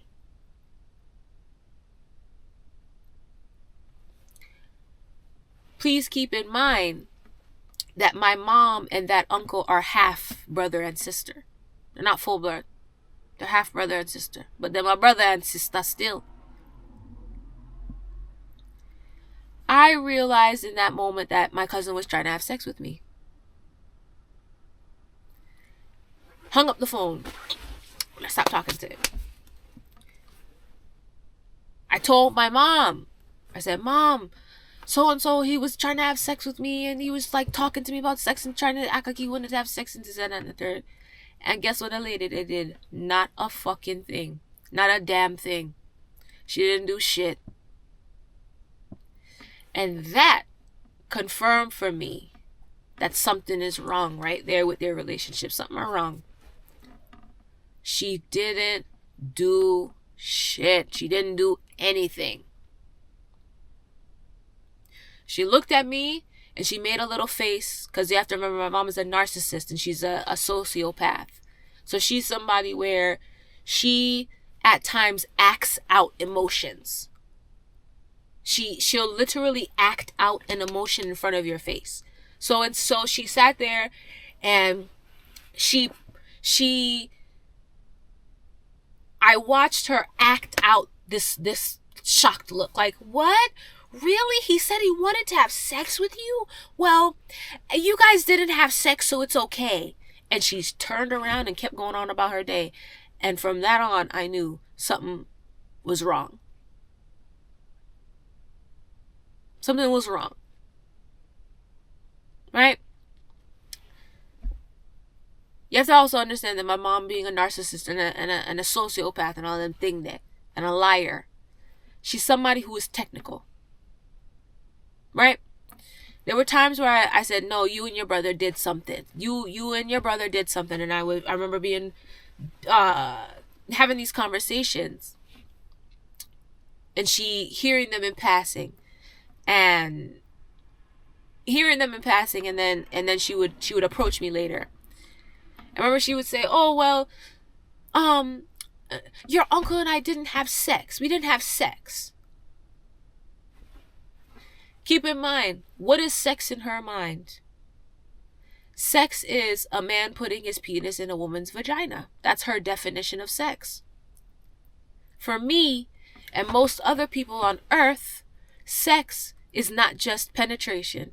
Sex is any sort of intimacy, intimate touching, kissing, anything that, yeah, oh my God, anything that is like uh uh pre-sex, so foreplay, all of those things are a part of sex.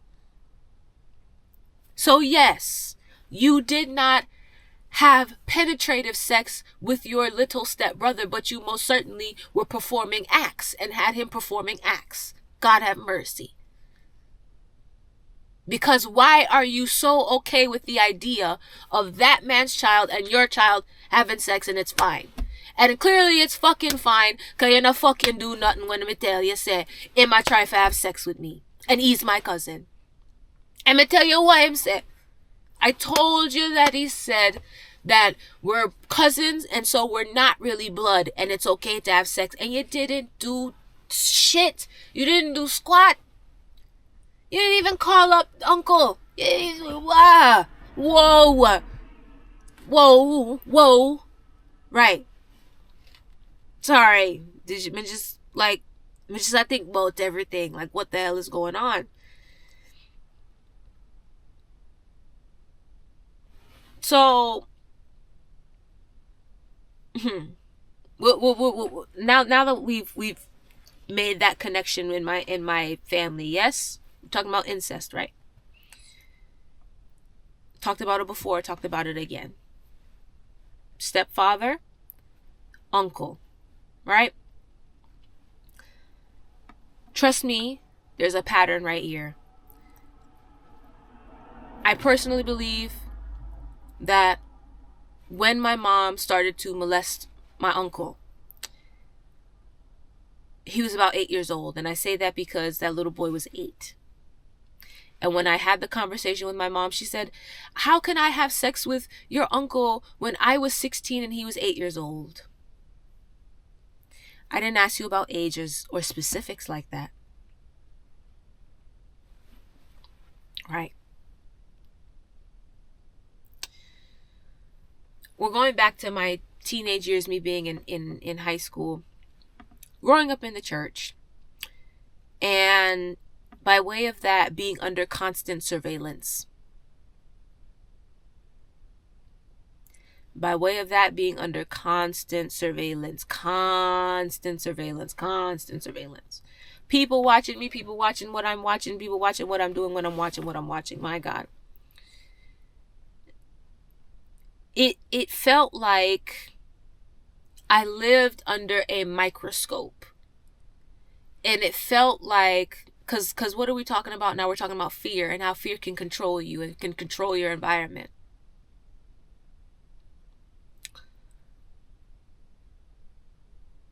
Fear of what people had to say and what people thought controlled my mom very often. Very often.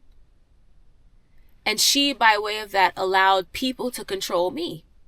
By way of them telling her a perspective that they have on me, and then that persuading her, and not, it was anything.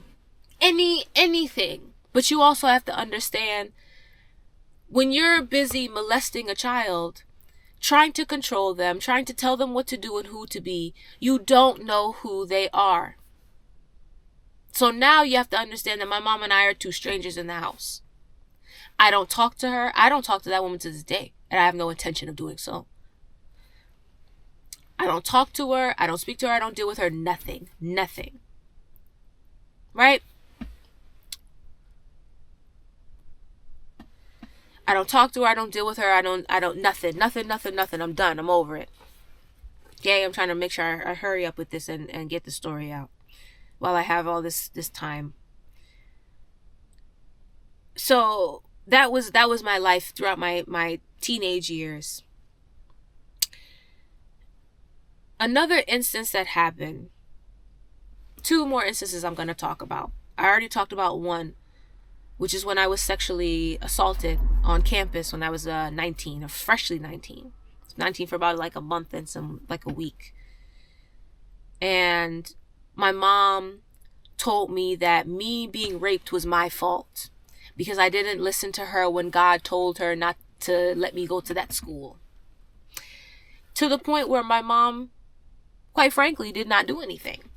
And it wasn't until literally today that I realized that she did not even attempt to do anything.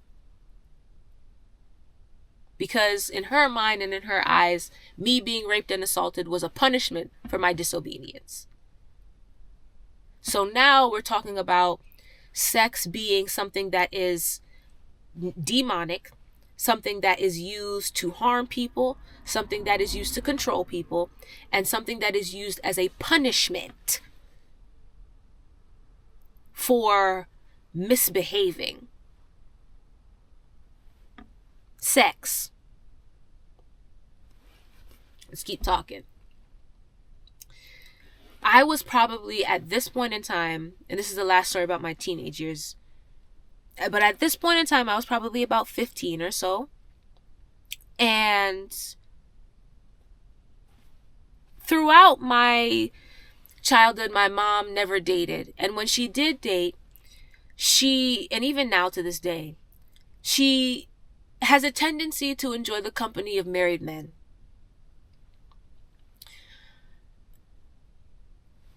I don't know if it's a fear of commitment, being in a relationship. I don't know if that dynamic is something that reminds her of maybe her childhood. If it reminds her of, because you have to understand, and from what I am picking up when it comes to my mom and my stepfather, not my stepfather, excuse me, pardon me, my step-grandfather.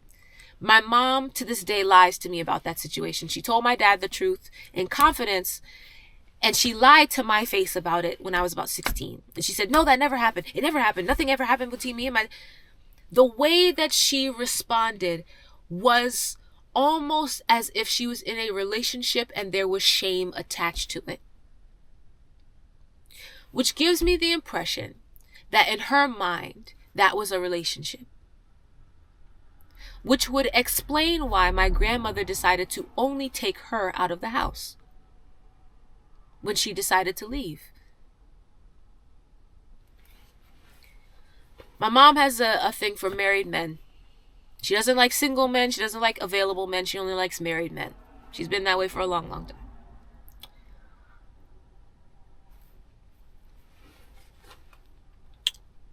She likes married men. She doesn't date. And she sexualizes children. We're calling anybody that's high school out there, you're a child, brother. You're a child. She sexualizes children. At this point in time, she's teaching at a high school. Keep that high school in mind, please. She's teaching at a high school. And she gets into this incident. It's her first year. She gets into this incident, or is it her first? She had her first year, and it was like the next school year, the beginning of the next school year. She had an incident with this boy. She lied to me because she's a what? A pathological liar. Doesn't tell me the details of anything, doesn't tell me the specifics of anything. She ended up getting into an altercation with this boy, about 10th grade, and he punches her in the face. She ends up, from the perspective that she shared with me, beating the case, right? She ends up beating this case, and this boy, he hurt me, and blah, blah, blah, he hurt me, and da da da da.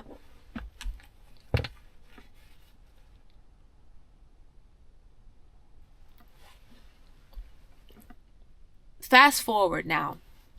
Now we're talking about me as an adult, okay? So me as an adult, when I keep that high school in mind. When I graduated from high school, I went to college, I experienced the assault, and I had an incredible spiritual transformation. I stepped away from Christianity. I became more spiritual. Now y'all see I got the word on me. Always love the Lord, but my relationship with God changed. The dynamic of my relationship with God changed, and it became more intimate and more personal.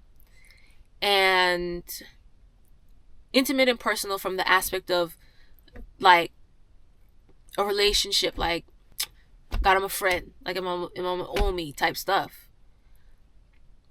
And but as I was going through that and going through college, I was constantly with experiencing negativity with my mom. My mom pushed me my entire high school years to go to college, go to college, go to college. When I went to college, it was always a problem. It's not good enough. I don't like your degree. I don't like that school. I don't like this. I don't like that. The one time that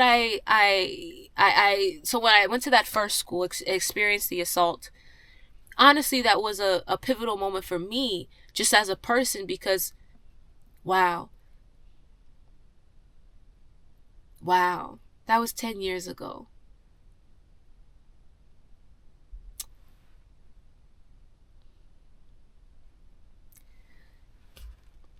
God, He put a fire in my heart and He never let me quit school. And ironically, I went back to that school that following year. And when I went through the assault and I went through that summer at home and all this other kind of stuff and thought about me getting my degree and me going to school, I told myself then at 19 that I'm still going to get my damn degree. Because, quite frankly, I did not come to this school to have sex. I came to learn.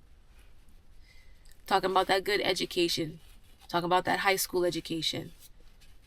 And never losing sight of the real reason why you are in a circumstance. The real reason why you're present for something. Why you're here for something. It's not for this and that and all the perks and benefits. No, what's the reason why you're here? For real. Went through college. Experienced a lot of negativity with my mom. A lot of complaining, a lot of anger, a lot of bitterness, a lot of this and that and the third. And at this point in time, I'm trying to get through college. My mom and I end up getting into a fight. And I ended up getting shipped back home to Jamaica. I was about 22. I shipped back to Jamaica for about 2 weeks. At this point in time, I did not understand the context of the relationship between my uncle and my mom fully. I didn't understand it. My uncle and I were getting closer, talking and talking and talking. And my mom and I were tumultuous and things like that. And I was saying, I want to go be with Uncle Derek. Like, Uncle Derek understands me, understands me. Next thing you know, I'm on the plane and I'm going back to Jamaica. And I'm there for about 2 weeks. And me being there,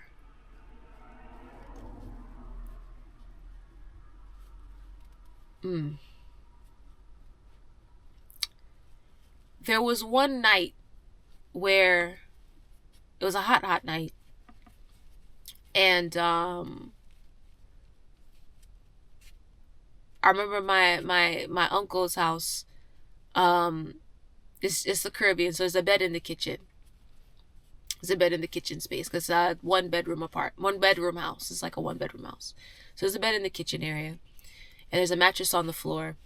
And my uncle's his wife's first daughter, her daughter. So it's his step granddaughter.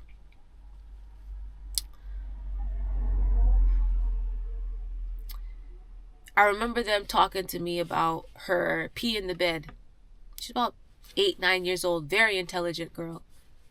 Too smart to pee the bed.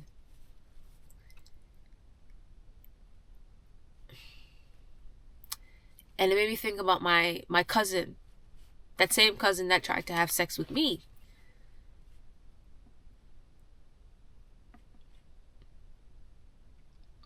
He never dated anyone. He was never allowed to date. He was never allowed to go outside. And I realized that whatever's going on with my mom is going on with my uncle too. Because my uncle was the same way. As soon as I got down to Jamaica, it's like a new person emerged. And he was like my mom. And he was controlling, and he was, you can't go outside. No, she can't go to the movies. She can't do this, she can't do that. And it wasn't until I ended up leaving and going with my cousin Tommy. Shout out to Tommy.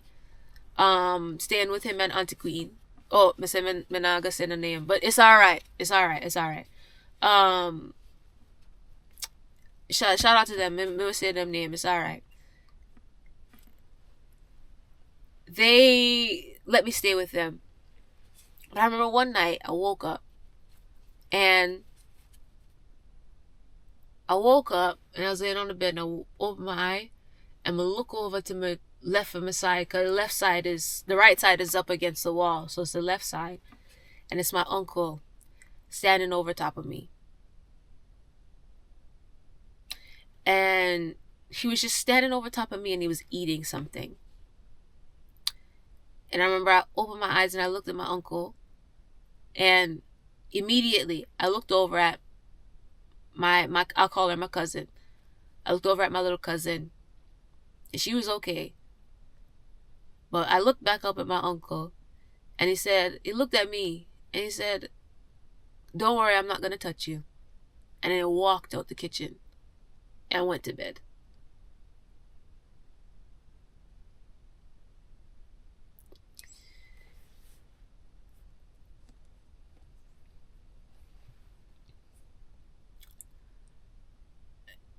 I mean, clearly it's so peculiar that I'm even flabbergasted to this day, and that happened 5 years ago, 6, 7 years ago, something like that.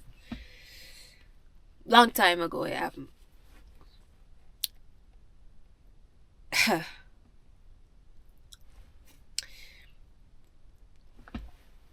mm, mm, mm. So now we're talking about me being in California. Or we're about to talk about it. I'll have to make a separate videos about my times in California, my escapades in California, and all this kind of stuff. To be honest with you guys, California was rough, sort of, kinda, but I had a great time because I was just being an adult and I was just being alone and being by myself. But me ending up in California was the middle of the pandemic, and I was living with my mom and I was finishing my bachelor's degree, and it was so tumultuous, it was so ugly, and it was so hateful. She was so vile and mean and just nasty to me and saying all kinds of fuckery, and she was talking about, I should have given you up for adoption and I should have done it, and she was cursing my name. She was cursing my name. What were we talking about with, hey, come on. What were we talking about with the Moabites and the Ammonites? Fear will make you turn in on your family. And she was, at that point in time, she was turning in against me. And it was becoming very hostile and very, very ugly.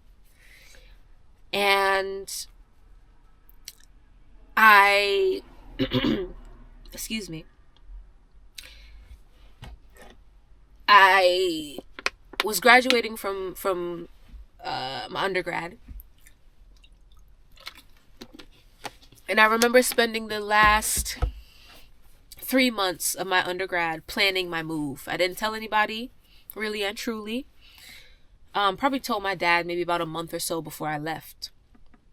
But I was planning my move, and I planned a move to Los Angeles, and I lived in Los Angeles for 3.5 years.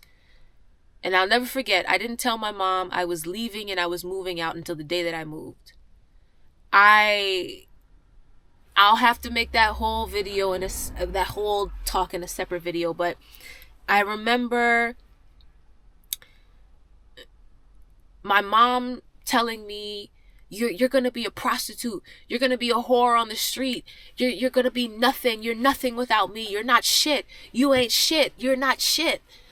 And I remember I dropped the keys in her hand and I said, I'm moving to California, and hopefully I'd never see you again. Hopefully it's the last time. At least that's what I thought in my mind. Hopefully it's the last time I ever see you again. I was in LA for 3.5 years, which is stories I can tell.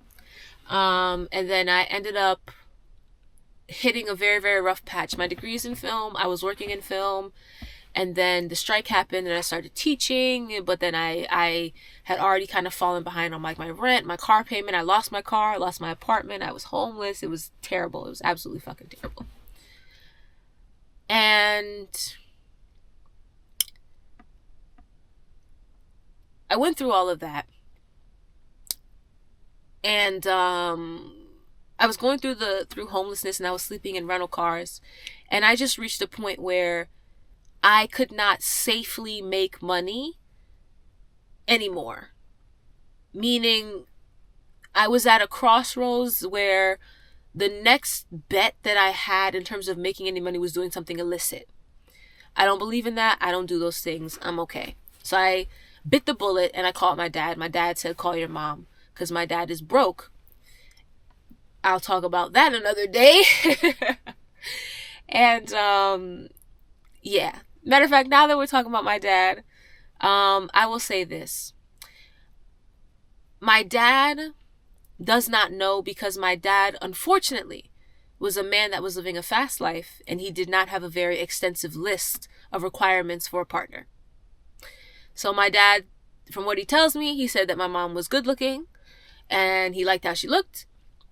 And my dad, growing up in like foster care, and he's from North Carolina, but then he moved to Baltimore and all this other kind of stuff, you understand? So he grew up in a certain kind of environment. So he wanted mainly to be with a woman who he knew was not on drugs and was not carrying any sort of addiction in that way. However, he did not know that she was mentally ill, and did not get to know her well enough to understand how mentally ill she was, and that perhaps she should not have any children. I digress. So my dad called my dad, told him, and he said, call your mom, and my mom brought me back. This was maybe about 2023. My mom brought me back. The end of 2023, maybe 2024. End of 2023, end of 2024. And it was the end. it was the end. And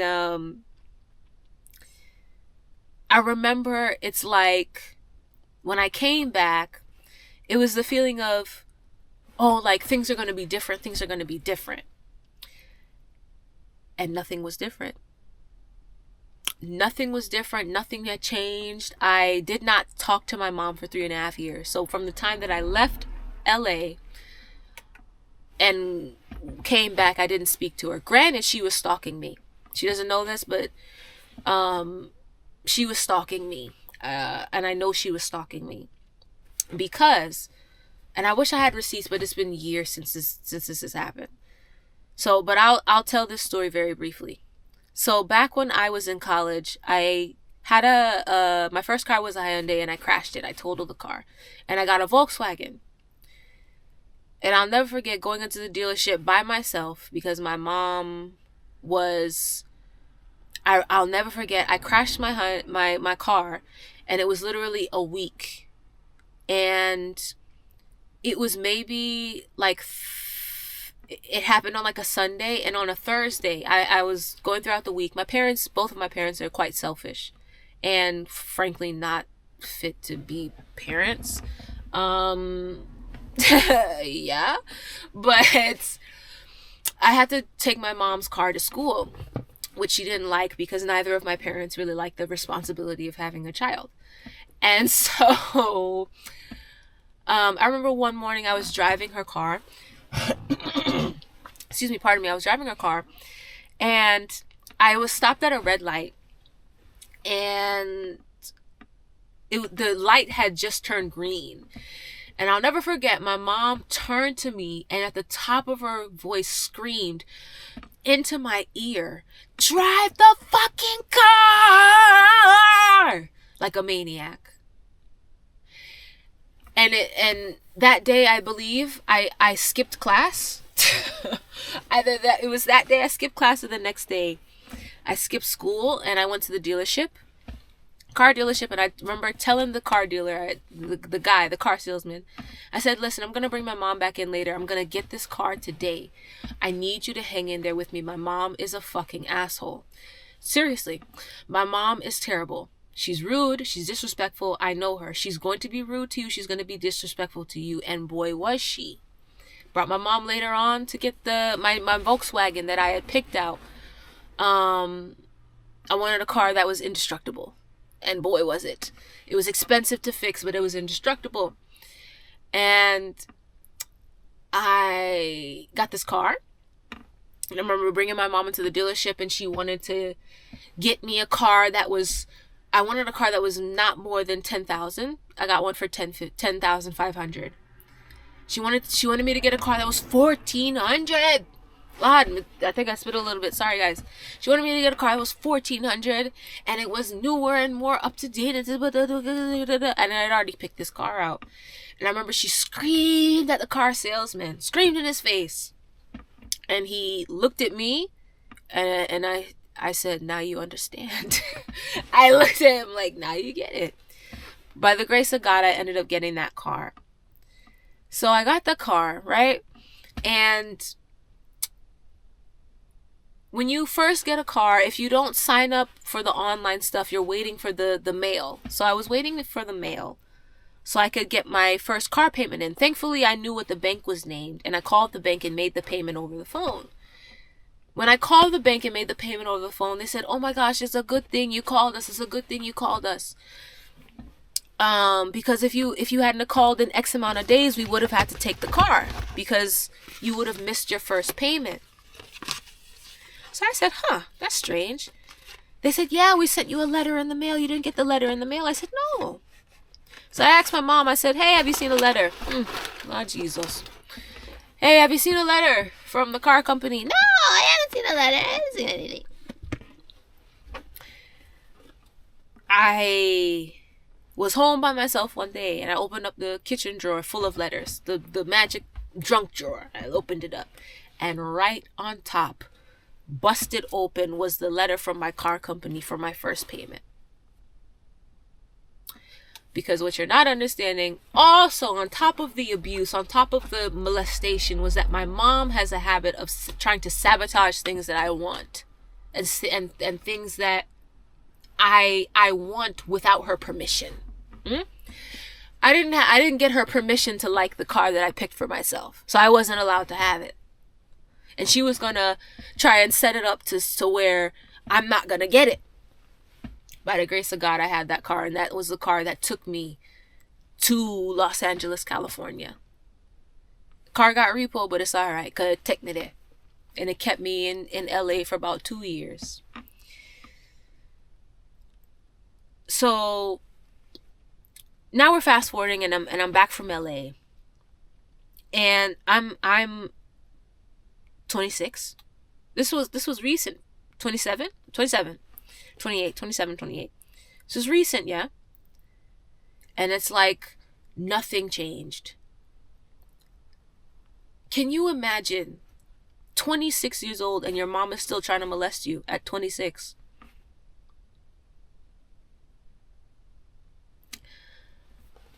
I remember I said, God, listen, I'm going back to my mom's house, but I need you to help me get up out of there once again. And in 9 months, he did it. But I got back and nothing changed. She wasn't sorry about anything. Matter of fact, she wanted me to apologize. Not only did she want me to apologize, she wanted me to sit down and write her a letter about all the things that she did to me in my childhood. Why the fuck would I write you a fucking letter? Bitch, weren't you there? Why do you need me to validate your experience? You don't. You were there. You want your letter? Here it is. This is your fucking letter. Suck it. This is your letter. Wanted me to write down all the things that she did to me so that she could look over and itemize and see, well, I didn't do that quite like that. Because she's a narcissist and she'll try to explain anything away. 26, I come back and I have to go right back to locking my doors.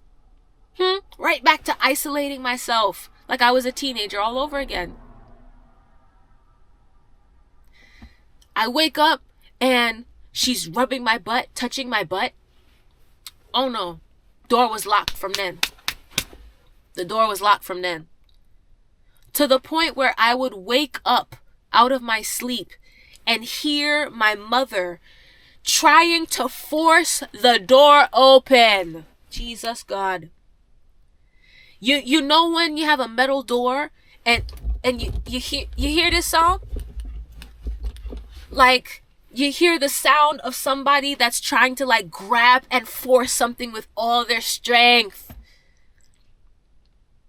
She wanted with all her, she's tried to molest me with all her fucking strength. Lord Jesus. By the grace of God, God give me strength. And listen, sis, sorry. Still to this day, hasn't dated anybody, nothing. She is also somebody who she refuses to go to therapy. She refuses to get any help. She refuses to talk to anybody. Remember what I said about that high school, right? Remember what I said about that high school. So here we are. Fast forward, I'm now teaching, right? I'm a substitute teacher. I've been substitute teaching for about 3 or 4 years. Maybe about 4. But I just took the year off because I was working on my podcast. Ooh-wee. The Keyhole Podcast, baby. Check it out. All you have to do is type in the Keyhole Podcast Zakia and it will come up. I promise you. Or you can type in the Keyhole Podcast. I believe it should come up now. By the grace of God, we have 5,000 plus subscribers. We have a full first season that is out. By the grace of God, we're working on the second season. God is good. Praise the Lord. God is good. It's this project has officially gotten me into grad school, and I'm just so honored and blessed by God and the Heavenly Father, and I'm just grateful because He's changing everything and He's switching everything and He's bringing newness and freshness into my life by His word and by His grace. Praise the Lord. Thank you.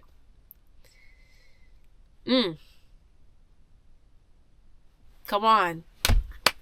Come on. Come on. Come on. Yes. Come on. Wow. I'm trying to finish this up for you guys. I'm sorry. So I'm at this I'm teaching in Baltimore because I moved back home, and I'm picking up teaching jobs, trying to figure out what to do, where to go next, blah blah blah blah. And I'm still living with my mom. Really what I'm doing now that I'm back at home with my mom is I'm trying to work and save up enough money to buy a car. Because me getting a car is all I need. As soon as I get a car, I'm fine. I got a car and I moved out and moved in with my dad. Okay, so to get myself back on my feet, yeah? So things I've been looking up. But it was a point in time where I didn't have a car. My mom was dropping me off at the teaching jobs, and I was working for a particular teaching company and ended up teaching at that same high school where she had that incident with the boy and he punched her in the face. They had me subbing. It was my very, very, very first day. Wow. My gosh, let me sip some water for this one real quick.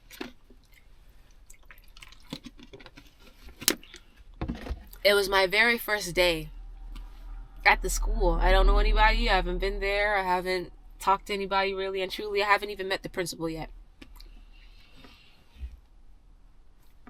The day progresses on and I end up subbing for like a 10th grade class, right? And some issues ensued in the class. And later on some allegations were made.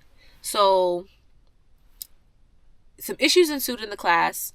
One of the students said that I was picking on her when she was cheating on her test. It's a chemistry class. It's a 10th grade chemistry class. She's cheating on her test. And I'm picking on her. Because I'm telling you that you don't got no business cheating. Because you don't. Right? That's a whole other situation. That let that whole instance, in that instance where I was going back and forth with that girl, I asked her, I said, well, what do you want to do with your life? Like, what is your plan for yourself? She said, oh, I want to go into cosmetology. So I'm thinking, girl, you need to pass this class. This is a chemistry class. What is cosmetology when you're talking about hair, chemicals, bleach, products? You're talking about hair density, this and that. All of that is chemistry, my love. You need to pay attention in this class. I didn't even get the chance to make that point. So then that's one student, right? Then there's another student in the class. He's rowdy. He's a big sports star at the school. He's a big sports star. So they allow him to fail classes. I'm not saying what the name of the high school is, but they allow him to fail. Period. And they can clock me on that all day, but it's a fact. He's a big sports star. He plays like a football, basketball. Like he's a double sports. He's making all the shots. So they allow him to, they give him a special ed thing and they allow him to pass without trying. And the boy leaves class and then he goes to play basketball for 40 minutes and comes back. But he's a young boy. And these kids, even though they're in middle school and stuff and they're bigger than me and taller than me, these are children. And so I regard them as children and I treat them like children. So I'm like, bro, I said, where's your bag? I get in it, I see his bag, and he's like, that's my bag. I go in the bag, and I say, here's your laptop. You need to get started on the schoolwork. So we doing this back and forth. We doing this back and forth in the classroom. Me, I'm not even conscious of what I'm doing, where I'm stepping. I'm just trying to get this kid to do his work because I'm that type of person. And I most certainly do believe that you need to do that work. Okay. Best to believe when I'm teaching that class, you gonna get something to do in class. Even if it's simple, you gonna get something to do. And I got to school 7:30. They call me into the principal's office after that class, and it's about 10. It's not even lunchtime yet. It's about 10:30. And they call me out and they call me to the principal's office. And essentially they're making allegations that I'm being inappropriate with children and that I'm trying to be sexual with them. I'm trying to be sexual with them and I'm trying to like they were trying to say like, oh well, you asked that girl about what she wants to do with her life and like that's a personal question and you shouldn't know. Baby doll, all my teachers ever did when I was growing up was ask me what I wanted to do with my life, and here I am. Never, ever, ever have I ever heard of or known or seen somebody getting in trouble for asking a student what they want to do with their life when they graduate from high school. But keep in mind, my mom was working at that school and she had an incident. And apparently that principal that's there is the same principal that, or she was either the same principal or she was the vice principal, but she was there when my mom was there. Gotcha. Then with the boy, they're trying to say, oh well, she was standing in between his legs, and that's sexual. So now they're trying to pick stuff, pick stuff, and I'm like, man, what? Like, bro, if you know me, for real, like, and I even put that on the report, like, baby doll, I've been through so much, I have no desire to harm a child. Those teenagers, I don't care how big they are and how much taller they are than me and all this other kind of stuff and ooty woo woo. Boy, I'm not trying to mess with these kids. First off, I have HSV2, which I talk about on the channel. Second off, I have been through sexual assault myself as a teenager, even though I was 19, and you could say, oh, you're an adult. No, I was a teenager. I was a kid. I was young, man. I know what it's like to experience harm and hurt. I have no desire to harm and hurt anybody. It didn't hit my brain until this year, this week, that the principal thinks those things of me because of my mom.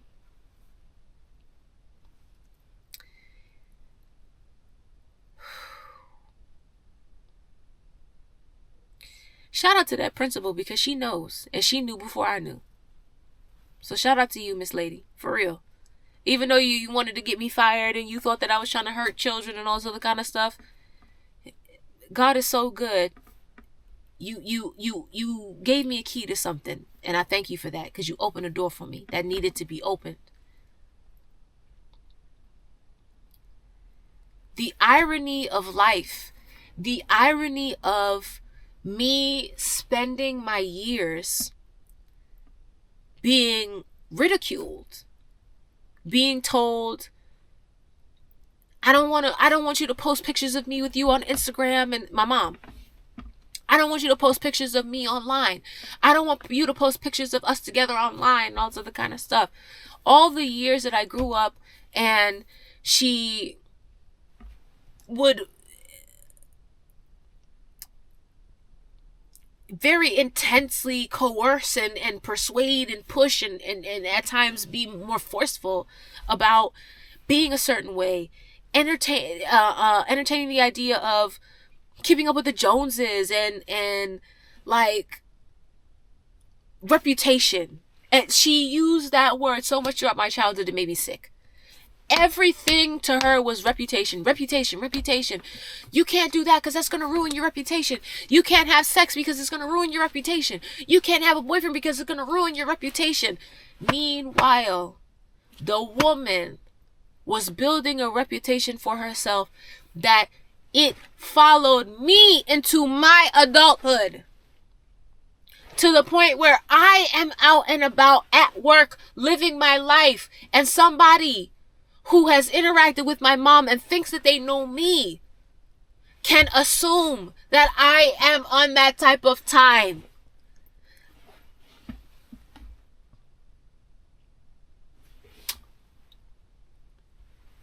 By the grace of God, I'm claiming it and I'm saying it. That is fucking dead. You understand me? That's dead.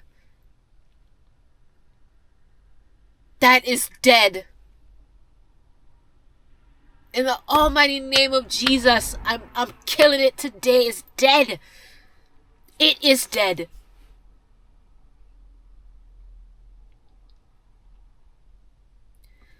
I am being blessed by God's grace with some fantastic opportunities, and it's just the beginning of the year.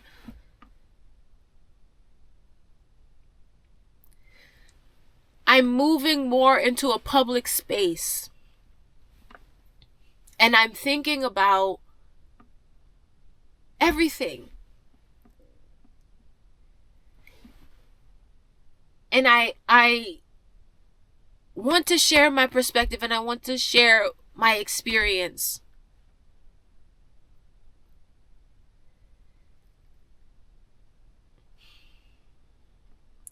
Because I want people to be clear on my childhood, what it was and what it was not. My mom is a liar. She's a pathological liar.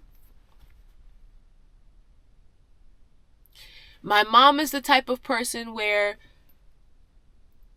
she will spit on it until she sees somebody else hold it up in the air. Does that make any sense to you? I'm going to say it again.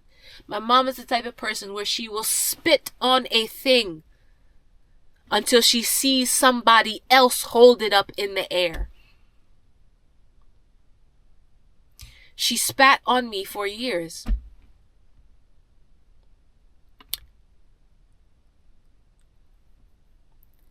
She will not get the privilege of holding me up in the air.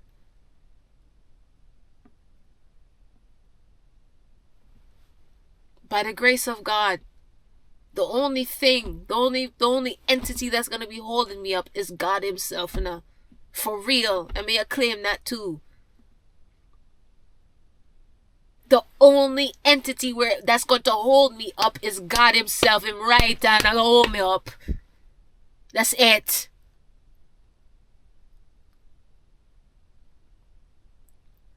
I want to make it clear.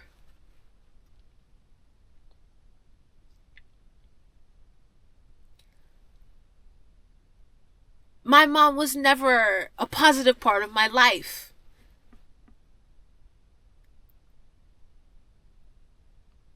She is the reason why I am not a lot of things. Does that make sense? By the grace of God, my dad, he was not blessed with finances, but he was blessed with charisma. And he taught me how to be a confident young lady. And he is the reason why I am the way that I am today. In terms of I'm hungry now, in terms of my personality and them kind of thing there. He is the reason I am a part of the woman I am today, outside of the things I've learned as I've become an adult and become a grown woman. Even though I look so young.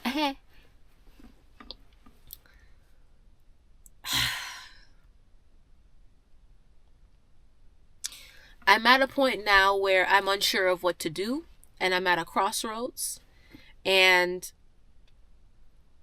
I am concerned about my safety as things begin to progress for me in terms of a career, because I work in film and entertainment. My degrees are in film and entertainment. My bachelor's degree is in film and entertainment. My master's degree, whichever program that I decide to be a part of, will be in film and entertainment. And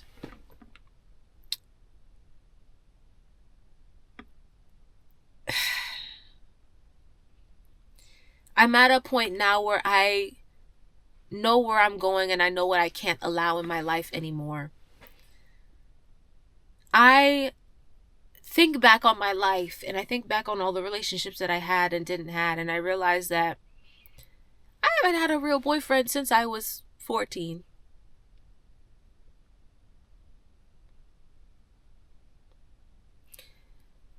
Because of fear.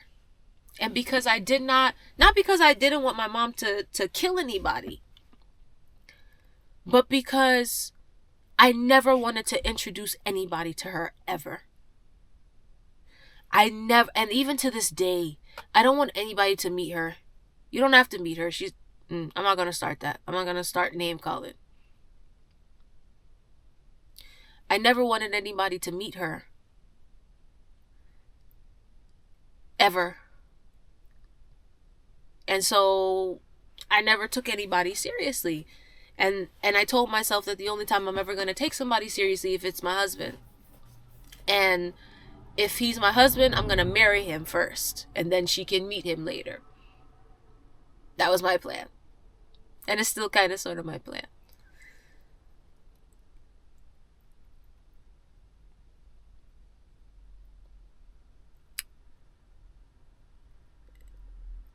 What I really... Wow. What I really want, and what I want everybody to understand, is that, and I think I might have to close it on this, so let me make sure that I say everything that I want to say.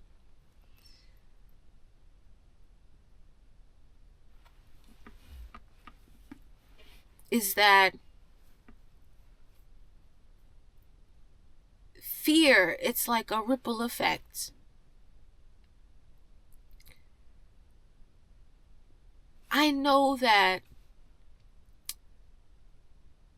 my grandmother felt fear. And so that fear put her in a position where things were a certain way. And that rolled over to my mom. And that fear translates into this narcissistic behavior, into the sociopathic behavior, into the lying, into the overt sexualness, into the pedophilia, into the child molestation. It rolls over into all of that, into her actively not wanting to be intimate with an adult.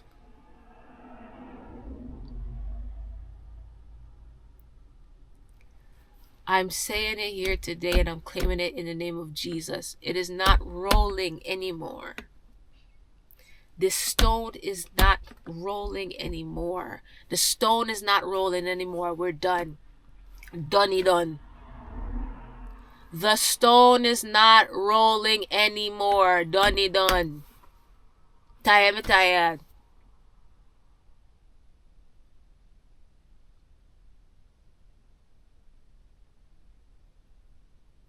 The molestation is done. Let me tell you something. If you guys ever see me on the news in a mugshot, you know why. I'm not talking about a KILL. I'm talking about I have to put my hands on her. Because you're not putting your hands on me, for sure. And you're most certainly not putting your hands on my children, for sure.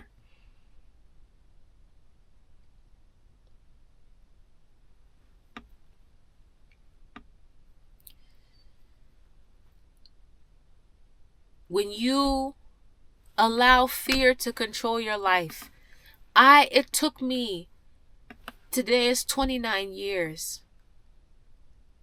I'll say about 22. It took me 22 years to understand what I was afraid of and what it was. And you know, The Body Keeps Score, that book, The Body Keeps Score, it does.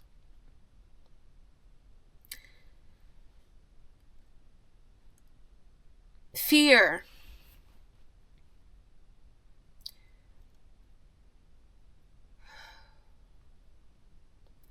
There are parts of my memories from my childhood that are missing, you know. Normal things are missing. Just missing. They're gone.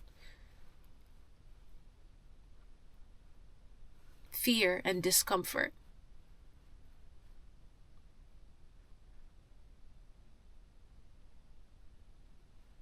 My mom is a pedophile. Period.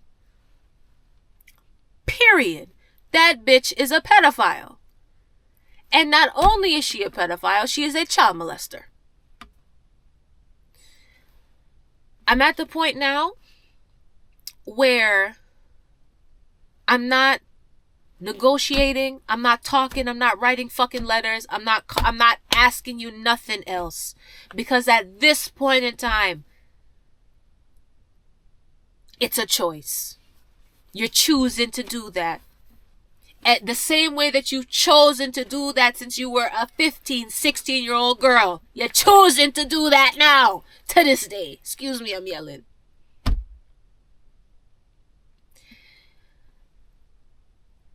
I'm done. I'm not trying to rationalize. I'm not trying to make an excuse. I'm not trying to do any of that. It was a fucking choice and should choose it from the fucking beginning. Excuse my French. It was a choice, and she chose it from the beginning. So allow it, me have to allow it, and let it be a choice. It was a choice. All of those things were choices that she made. And now I have to look at her in a different kind of way. My mom needs help. She doesn't want it. She doesn't want to talk about it. She doesn't want to admit it. But she needs help. And Lord knows me needs some help too, yes? But she needs help. She needs help. But she's the kind of person that is so manipulative. I can't even trust her with the help. I can't even say, Lord, let me try and do this. I don't know what to do. I don't know what to do. This is the first step of me doing something, but in all honesty, with everybody, I don't know what to do.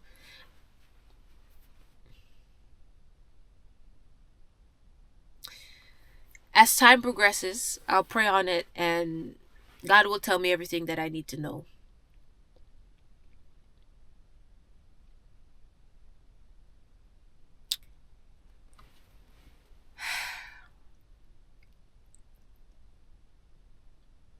Lot.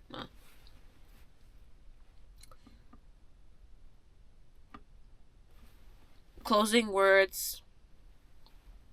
Do not let fear control you. Right? One thing that I don't regret a lot of things in my life, but I regret, and I can't regret it because I have to give myself context and understand that when it comes to sex and sexuality, I learned about sex and sexuality late in life. So I didn't know what was going on. But I wish, now that I look back on everything,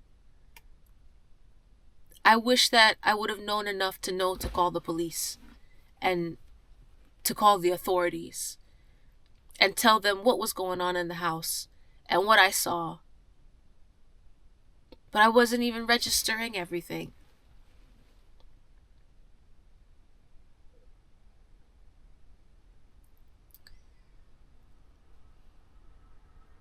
Mm. Ladma, it's 1:42. Oh snap, that's me. Hey.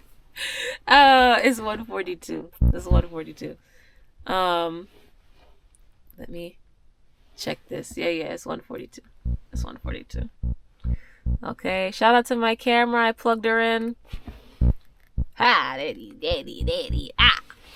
I plugged her in. This is a long video. Ah, Jesus. But now that I'm rolling, okay, because she's plugged in and everything, but I know that she gonna die soon. And good thing she cooled down. She cooled down. We're in the cold. I just want to say that.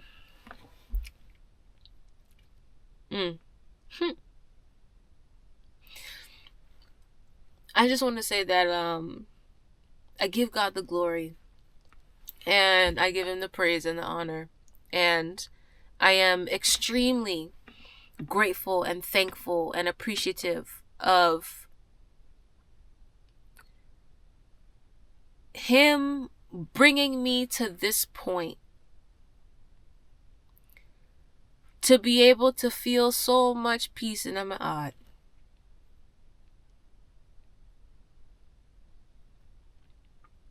Not because I'm okay with it and because I'm okay with my mom. I'm not okay with none of that shit.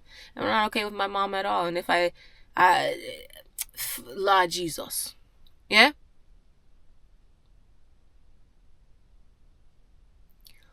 But I'm grateful for the peace that passes all understanding. And I'm grateful for God answering prayers. And I am going to encourage you guys to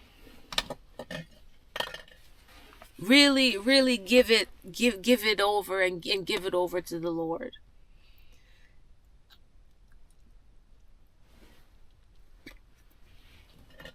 This is God's way of giving me my first baby step towards a better direction, and I'm grateful. And I want to encourage everybody to make sure that you're being aware. Make sure that you're paying attention. And make sure that you're looking past the norms and the society this and society that and the this and that and the third. Please make sure you're looking past those things, because the truth is the truth, regardless of what you try to spin on it and say and all this other kind of stuff. The truth is the truth. The way that my mom treated me when I was younger, the molestation, all of that was inappropriate, flat out. There is no explaining that away. There's no, oh well, it's okay. No. There's none of that. It's non-existent, my love. It doesn't exist.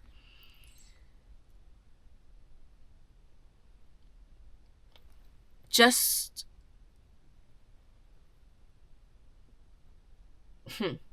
if you're looking for peace, you're not gonna find it anywhere the way that you will find it in the Lord. For real. And the way that you'll find it in the truth. And that's what I want to say. And I am grateful to Almighty God. It took me 29 years. But I'm claiming today, my 29th birthday, I'm claiming it today, that my spirit is set free and my soul is set free from this. I'm claiming it today.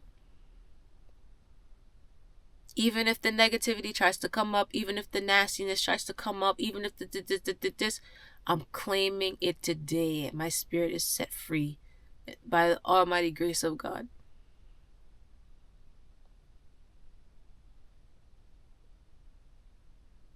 And I'm releasing all of that.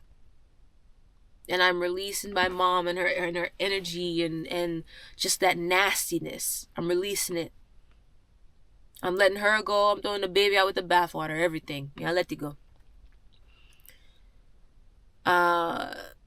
Thank you guys so much for watching. Thank you guys so much for being here, being present, sticking with me. This is a long one. I hope you guys find strength. Yeah?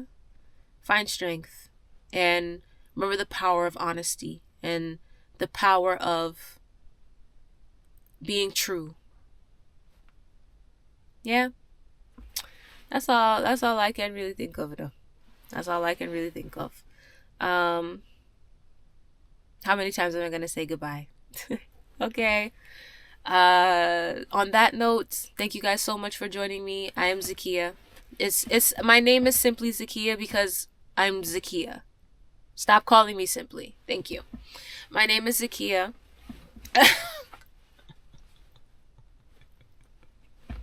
You can follow me at simply.zakia. Like I said, God is blessing me this year. He has given me some incredible gifts already, and it's only the beginning of the year. Season 2, if you would like to be a guest on season 2 of the Keyhole podcast, you are free to do so. If you would like to stick around on this channel specifically, I have some vlogs dropping. The way that I have my vlogs set up is I will have all of my vlogs on my Patreon, right? So vlogs will start on Patreon. The same way I have a Patreon for my Keyhole, for the Keyhole podcast, vlogs will be for Simply Zakia. On Patreon, you can just type in the Keyhole podcast, or you can type in Simply Zakia. I'll come up either way. Simply Zakia, I'm doing Patreon just so that I can maintain some like artist integrity. As you guys can see, I have a potty mouth. I like to cuss. I like to be rowdy and all these things. And quite frankly, I can't put everything on YouTube. And I'm also a professional person. So I want to be able to safely share certain things that I do online without it being reprimanded by any sort of employer that I have. Praise the Lord. Okay. And yes, so my vlogs, I'll probably drop about 1 vlog a week, maybe 2. But when you go to Patreon, you can get everything. And you can be my nosy neighbor. Okay, you get everything for like $3. Alright, so we keep it real chill over there. Yeah. Thank you so much. Thank you for being here. Stick around, stay tuned. Okay. And yeah, business inquiries, simplyzakia@gmail.com. That's it. That's the only way you're going to be able to talk to me. Okay? Thanks, guys. I appreciate you guys. You all are a blessing. Anybody that's watching this and made it this far, you're a blessing. Thank you. And I hope that you find some strength and reprieve. Okay? Until next time. Bye. I'm going to see y'all soon. Bye.